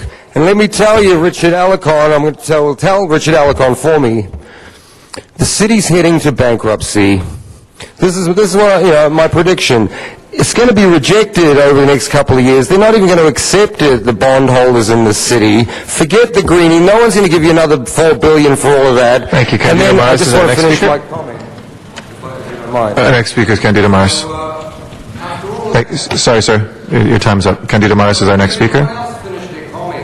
Sir, you're at the end of that sentence. I'll let people finish their sentence. Mr. Maras? Excuse me, sir, if you can please take your seat. Mr. Maras is our next speaker. Sir, last warning, sir. Will you please take your seat? Thank you. Michael Toney will follow Mr. Maras. Thank you, Mr. President. Mr. Buechner, welcome to the city of Los Angeles. You're absolutely correct. This is the greatest city in the greatest country in the world. You're a prime example of that. You came here and you became a billionaire. God bless you. I hope you make another billion. But the dream of this great city is being crushed. Yes, the Department of Water and Power can turn on provide us with water, but people are afraid to turn on their faucets. They can provide us with electricity, but our people are afraid to turn on that switch. I was at an event this weekend where seniors were sitting around, rather than enjoying the festivities, they were talking about how they were going to pay their water and power bill. Waste, fraud, and abuse. Mr. Buechner, you haven't looked at me, but I hope that you'll hear my words and that you'll try to improve that and to eliminate that. Please address the council as a whole. Yes, thank you. I apologize for that. Also, it's about jobs. This is our city, Mr. President, council members, from Chatsworth to San Pedro. I have requested over and over again 2,500 jobs in the last 2 years at DWP. So far, I've only been able to find about 40 jobs that have gone to the City of Los Angeles residents. There's another dream that is being crushed. Why are we not allowing the people of this great city the opportunity to reap the benefits that Mr. Buettner has and that I have? I'm not a billionaire, but I'm grateful that I live in this great city and that we've been able to at least make a good living. So, again, Mr. Buettner, I hope that you'll make jobs available to those in South Central, East L.A., and ladies and gentlemen, Mr. Council members, I always hear you talking about your constituents, but here's the proof that they're not getting the jobs or the opportunity. So again, I hope that we make that dream come true again. Thank you. Thank you, Mr. Morris. Michael Toney is next, and then Wayne Spindler will follow. Michael Toney, the situation with the nuclear power, some people have mentioned coal. Uranium, 1 pound is equivalent to 100 pounds of coal. Not that good of a deal. This is peak oil. Mr. Cardenas might realize that the peak oil situation is part of the raising of the rates, and the gentleman sitting here, I think, is well aware of the fact that they may be communicating pretty badly, but the rates are going to have to go up. I did give you my information on the accelerator collider thing, H2 plus ions. That's a very pure form of energy. It doesn't create this global warming thing. That's the problem with the nuclear power. It only takes 1,333 San Onofre power plants to replace the 30 billion barrels of oil burnt a year that's generating 174,000 trillion BTUs, responsible most likely for the melting of the ice caps, etc. So, and if you really want to make money here in Los Angeles, fiber optics made a big turnaround during the last economic downturn. Try laser optic computers. I think IBM is doing some of that kind of thing. Hope something could happen more with this accelerator collider business. The Obama administration and others in Washington have been given some very abstruse information that they, of course, have not carried forward on. But hopefully the work that was done in our house, Denmark, that showed the results from colliding hydrogen ions, you get theoretically that 55 million watt hours from a 1 gram of accelerated H2 plus ions. Thanks very much. Thank you, sir. Wayne Spindler is next. After that will be Ankur Patel and Van Nuys. Okay. Good afternoon. First, I'd like to thank you, Mr. Buettner, for taking the job at $1 a year.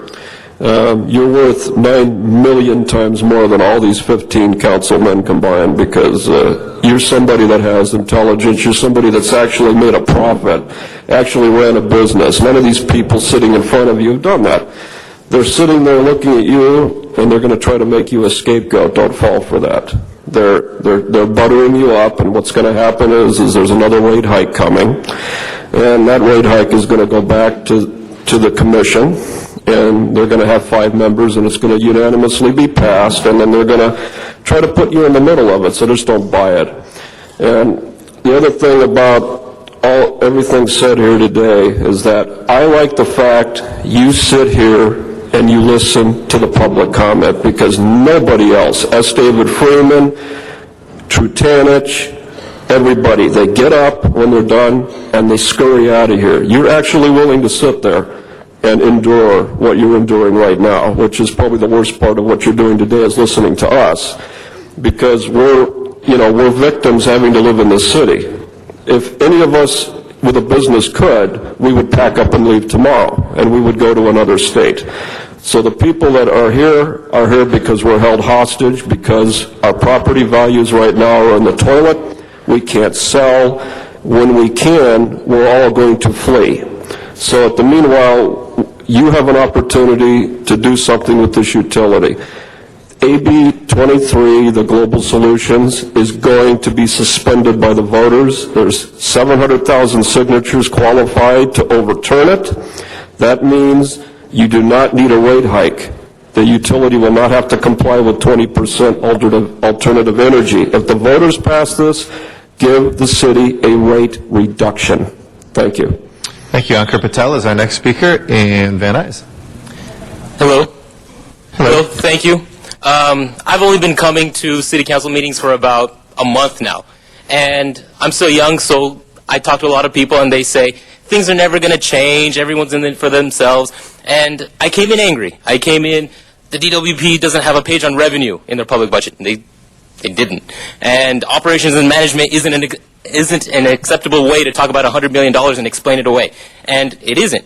But Mr. Buettner, you got me. I like the way you answered a lot of these questions. I appreciate the word transparency. It's still up to you to make it so, right?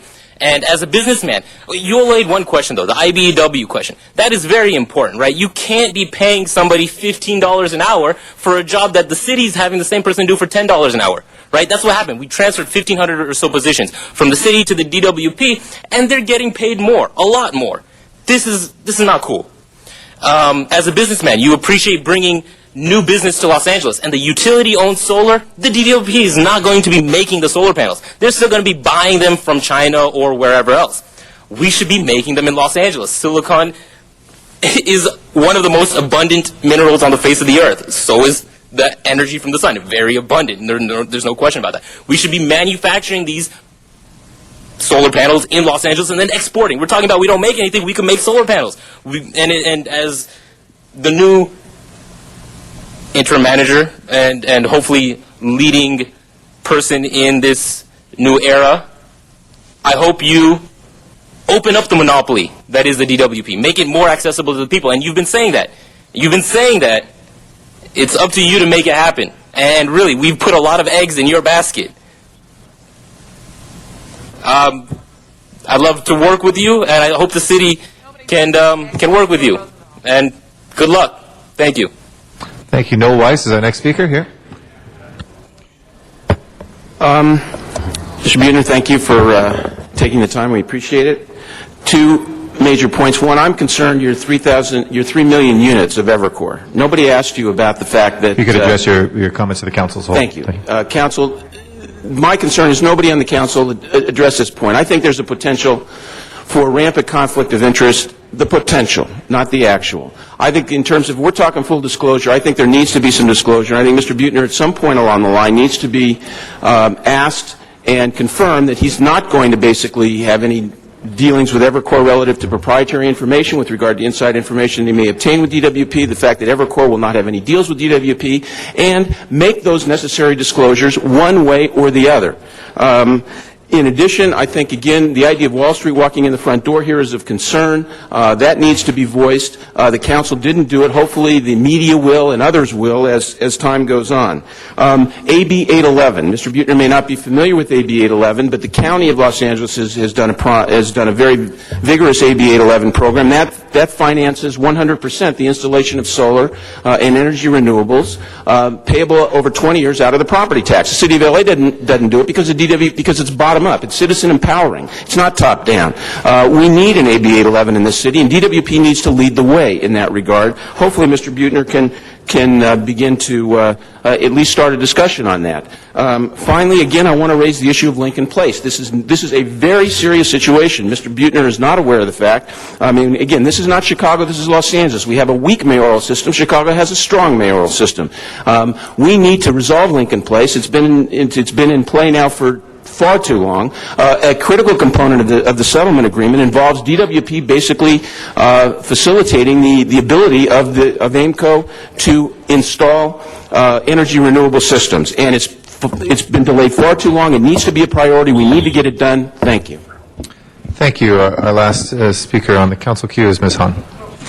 Thank you. I just wanted to circle back to that $20 million because, again, we have a board report that talks about if the council agreed to the ECAF increase, that there would be $20 million in current savings of this year, and included eliminating all travel that wasn't in support of water and power system operations, no overtime except in support of construction projects, trouble on the system, and to prevent outages and leaks, and further deferral or elimination of capital projects and power purchases. They said that was currently going to be $20 million in savings, and they would add that to the sum that DWP would pay to the city's general fund. So it wasn't a ongoing next time savings it was currently. So I just want you to take a look at that. That's all. Will do. Thank you. Thank you. If there's no other questions, we will note and file. Thank you, Mr. Buettner, for your time here. We look forward to working with you very closely. Thank you. We'll go to the next item called special, please. Item number 5. Item 5 is called special for cards from the public. Arnold Sachs is our first speaker. Matt Dowd will be our second.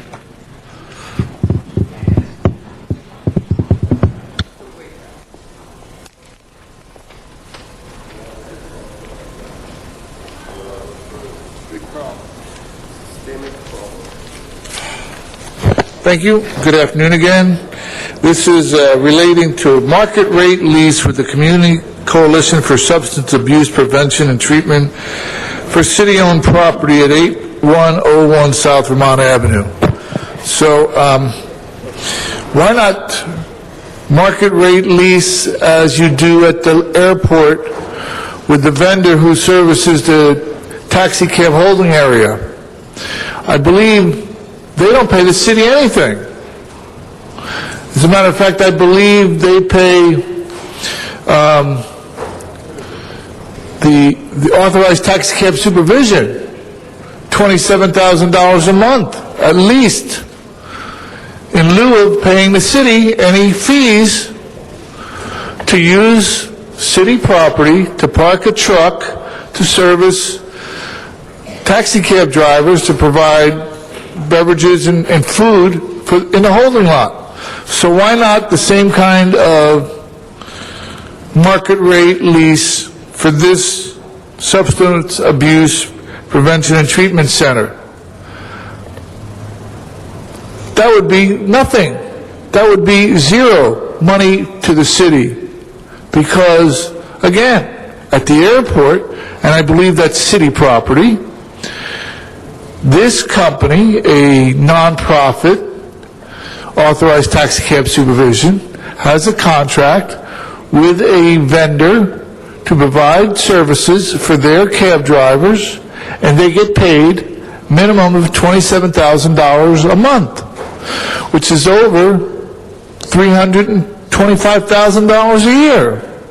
Now, of course, the city, probably being so economically flush, doesn't need that money.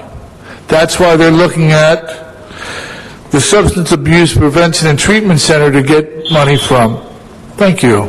Thank you. Matt Dowd is our next speaker.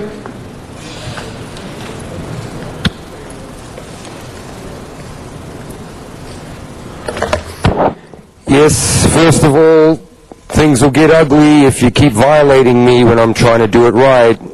And I want you to remember that. See, here's the problem with this one. Okay, yes, we want the substance abuse prevention and treatment, but here's what we have to do. We're instructing General Services to work with the city attorney and the CAO and the CRA just to come up with a month-to-month market rate lease for these people. I mean, how hard can that be? There's 4 city departments making a month-to-month lease. See, so the problems are systemic. This guy you got for the DWP is just another example of that. You know, I'm about to blow out of Dodge because it's over. Next speaker is Donna Pearman in Van Nuys. Oh, okay. Yeah, this is Donna. I like to say I see that this is another way of the CRA to come along with another project now. It's trying to look good with the substance abuse program, and all I know is anything that comes up at the CRA is not to be trusted. CRA goes on and makes a lot of projects, more than anybody I ever know, and they start up the project and they go halfway and then they don't finish the projects like we have in the Grand Avenue projects. I have a feeling the substance abuse will be another project that the CRA will come up with. and not finish. And in the meantime, our city is in trouble because they're taking all our tax increment dollars and making all these different projects, and anything that the anything that taps of the CRA, will be mismanaged, will not be done correctly, and that's why our city's in trouble. Thank you. That's all I want to say on that. Okay, thank you. That'll close our public comment. If we can please prepare the roll and tabulate the vote. 12 ayes. That is approved. Our next item is 6, Matt Dowd and Ankar Patel, forthwith, without objection.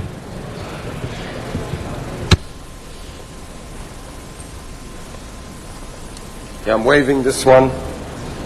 Ankar Patel and Van Nuys is next. Hello, thank you. You guys know I don't like the Information and Technology Department, mainly because their website is not good, and that doesn't make sense. They got a $90 million budget, and their website's not good. Come on. Last week, Councilman Cardenas defended the FMS, Financial Management System, right?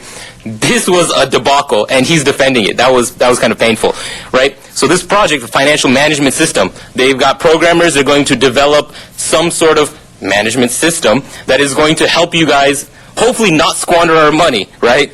But it may be used for that. And the way this project started was a great example, right? You fire 16 people, and then you realize you don't have the resources, the personnel, to get this project completed. So what do? You fire 16 people, maybe save $1.6 million. So let's just say $1.6 million. And then you give out a contract for $3.5 million to get the job done over the next year. It's going to take longer, you're going to spend more money, and you fired people. This is the Information Technology Department. You could go to Microsoft, you could go to IBM, you could go to Sun Systems, you could go to Cisco. All of these companies Excuse me, Mr. President. This item actually has to do with a recreation facility in Little Tokyo. If we could bring it back to that, Mr. Patel, thank you. Well, that recreation room or in Little Tokyo would be run more efficient if the Information Technology Department wasn't wasting our money, right? Right? They are wasting our money. And that they're not running it, sir. It's just land that they're giving, but somebody else is They're a running part of it, right? And anything that they're a part of runs less efficient because they are inefficient. Is that fair? Maybe. But all these other companies, Microsoft, IBM, they provide services that would be better than whatever the Information Technology Department is putting together on their own volition. And they have Microsoft's, IBM, Cisco. I'm not trying to get one of them, but they have programs designed for municipalities. They have programs designed for governments to work better, and they would be cheaper. Let's look into those. Thank you. And I know it's confusing sometimes the way they're agendized. It came from our Information Technology and General Services Committee, but this is a General Services Department lease, so it has nothing to do with an Information Technology Agency. But thank you for those comments. They might be more appropriate for our general public comment. If we can, please open the roll on this item, close the roll, and tabulate the vote. 12 ayes. That is approved. Next item, please. Item 7, called special for cards. Okay, Matt Dowd on item 7, and then Wayne Spindler. Yes, this is a great item, the best one of the day, because this involves the Express Lotto newsstand over here in the brand new Police Administration building. And see, here's my suggestion with this one. This is the greatest thing for the general fund. We're going to get $13,000 a year for this beautiful newsstand. But here's what I suggest you do with the money, City of Los Angeles. Take the $13,000 and buy lotto tickets over there with all the money. Hope like hell that you strike a couple of them, maybe win like $100 million, and that's 1/5 of your budget deficit. So the point is, even if you win lotto 3 or 4 times and scoop the whole thing, you're still in deep doo-doo right here. Council members are going to be resigning very soon because there's no way out. Wall Street took you down and you're out. Thank you for those insights. Wayne Spindler is our next speaker, also on this item. Yeah, that was the previous speaker had a good idea. The city should buy lottery tickets. That may be the way to get us out of this budget, at least for 1 quarter. But getting back to this proposal, where's the competitive bidding process? Who else where's the RFP? Are there other people besides this one particular vendor that can run this?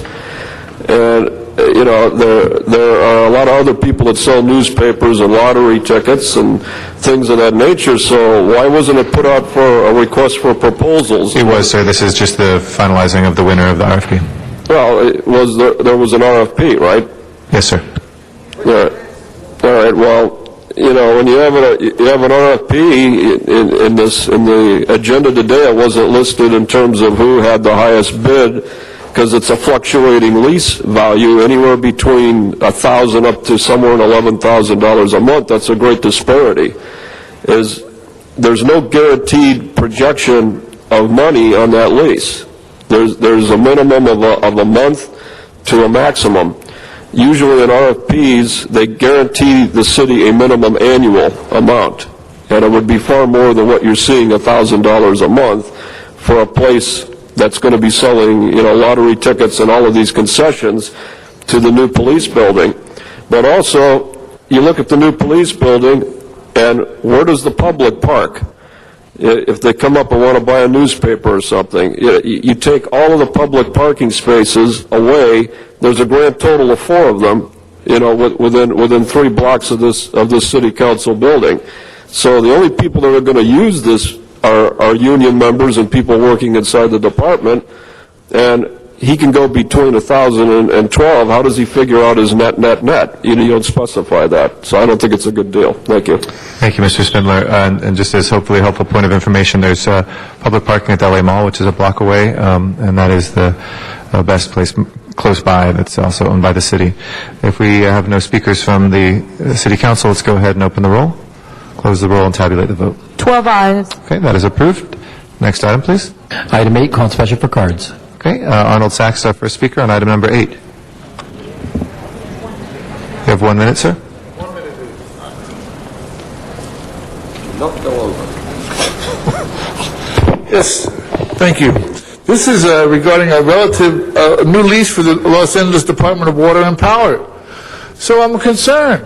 Maybe that's why they needed their rate increase, to pay for this new lease. But nickel and diming the whole thing, $374 per month. Again, $374 per month versus $27,000 per month. Well, let's get that $374, because those sons of SOBs aren't going to get away with it. But at the airport, $27,000, see you later. $27,000 at the airport per month, $325,000. But here, $4,488. I don't even believe that would pay for the paper clips that the city gets on a yearly basis. Thank you. Nat Dowd is our next speaker. You have 1 minute as well, sir. Then we'll go to Donna Pearman and Van Nuys. Yes, so, just see, the DWP is the only department in the city that has any money left. They've got the strong box, they've got the piggy bank full of money. But here's the problem, this city council needs to check itself into that brand new substance abuse treatment center, because you must be all on some kind of substance abuse if you're letting Wall Street strip out the DWP now. That's what he is, this guy. They stripped hundreds of $millions out of the economy, those executives. Bring it back to the Browdy Center, please. Look, this is a contract for the DWP, and I'm saying that the general manager, the interim general manager who's going to be signing off on these things is shady as hell. So forget solar power, because it won't work in the shade. It's shady. They're going to try and rip you off, Los Angeles, again. Thank you. Donna Pearman's our next speaker, and Van Nuys, and then Wayne Spindler. Seems to me here that 374 is nowhere the difference, the same as $27,000 for that they're doing at the airport. Of course, Browdy is what the city council is what the city council needs. DWP is not showing transparency. At the airport is $27,000, and the Browdy is $374 per month. That something seems to be wrong. I don't like that the DWP is doing all these rate hikes and passing it on to the people a lot harder. The homeowners are getting hit a lot harder than the buildings like this on the Browdy. So I want them to show transparency and showing them why we need to do these rate hikes, what exactly is going to be done in the green projects that most probably we'll be doing on the Browdy. So I want transparency. I want to see what's going on. So that will help city city employees save their jobs and not have to be put on furlough. Okay, thank you. Thank you. Wayne Spindler is our last speaker here in Council Chambers. Well, we have $374 a month for some of the prime real estate in the city of Los Angeles. I paid back in 1989 for an 825 square foot office in Koreatown, $325 a month. Here we are, 2010, and you get $374 a month to the DWP.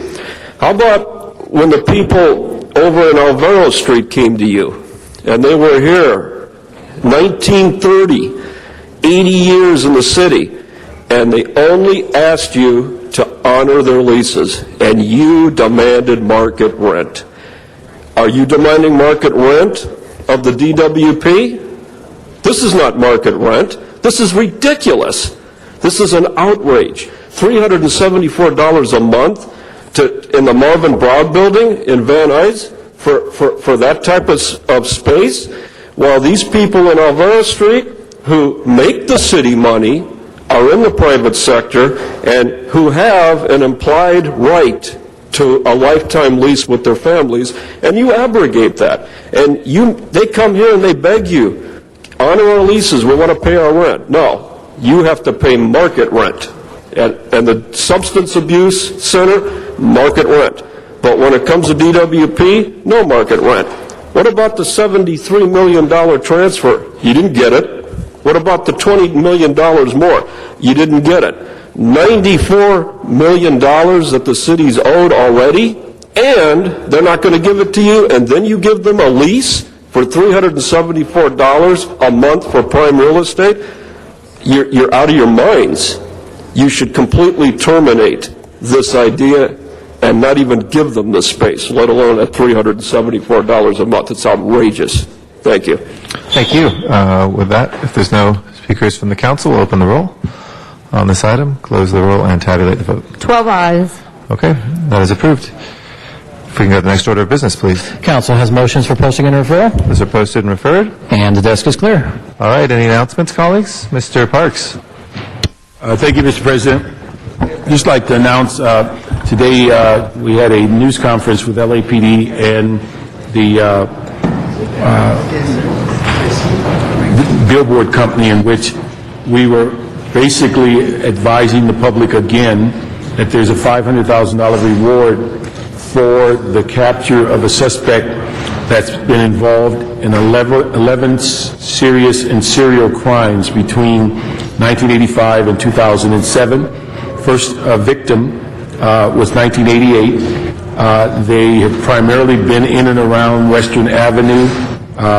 Clear Channel as today advises that they're putting up 7 billboards that identify a artwork that basically progressively shows that the aging process from a 1989 drawing of the suspect, and they also will add 2 digital billboard information along the 91 freeway. So we just want to advise the public that this is an ongoing case. This case is being handled by robbery homicide. It's a case in which they have expended literally thousands of officer hours trying to bring to a conclusion, and it's important that the public is aware of it and that they assist in solving this 25-year-old crime. Ask anyone with information to contact LAPD at 877-LAPD-24/7. Are there any other announcements, colleagues? If not, are there any adjourning motions today? We don't have any adjourning motions. Mr. Clerk, will you please call the roll? Alarcon, Cardenas, Hahn, Weezer, Krikorian, Parks, Perry, Reyes, Rosendahl, Smith, Zine, and Garcetti. All right, we will next be in session tomorrow. That is the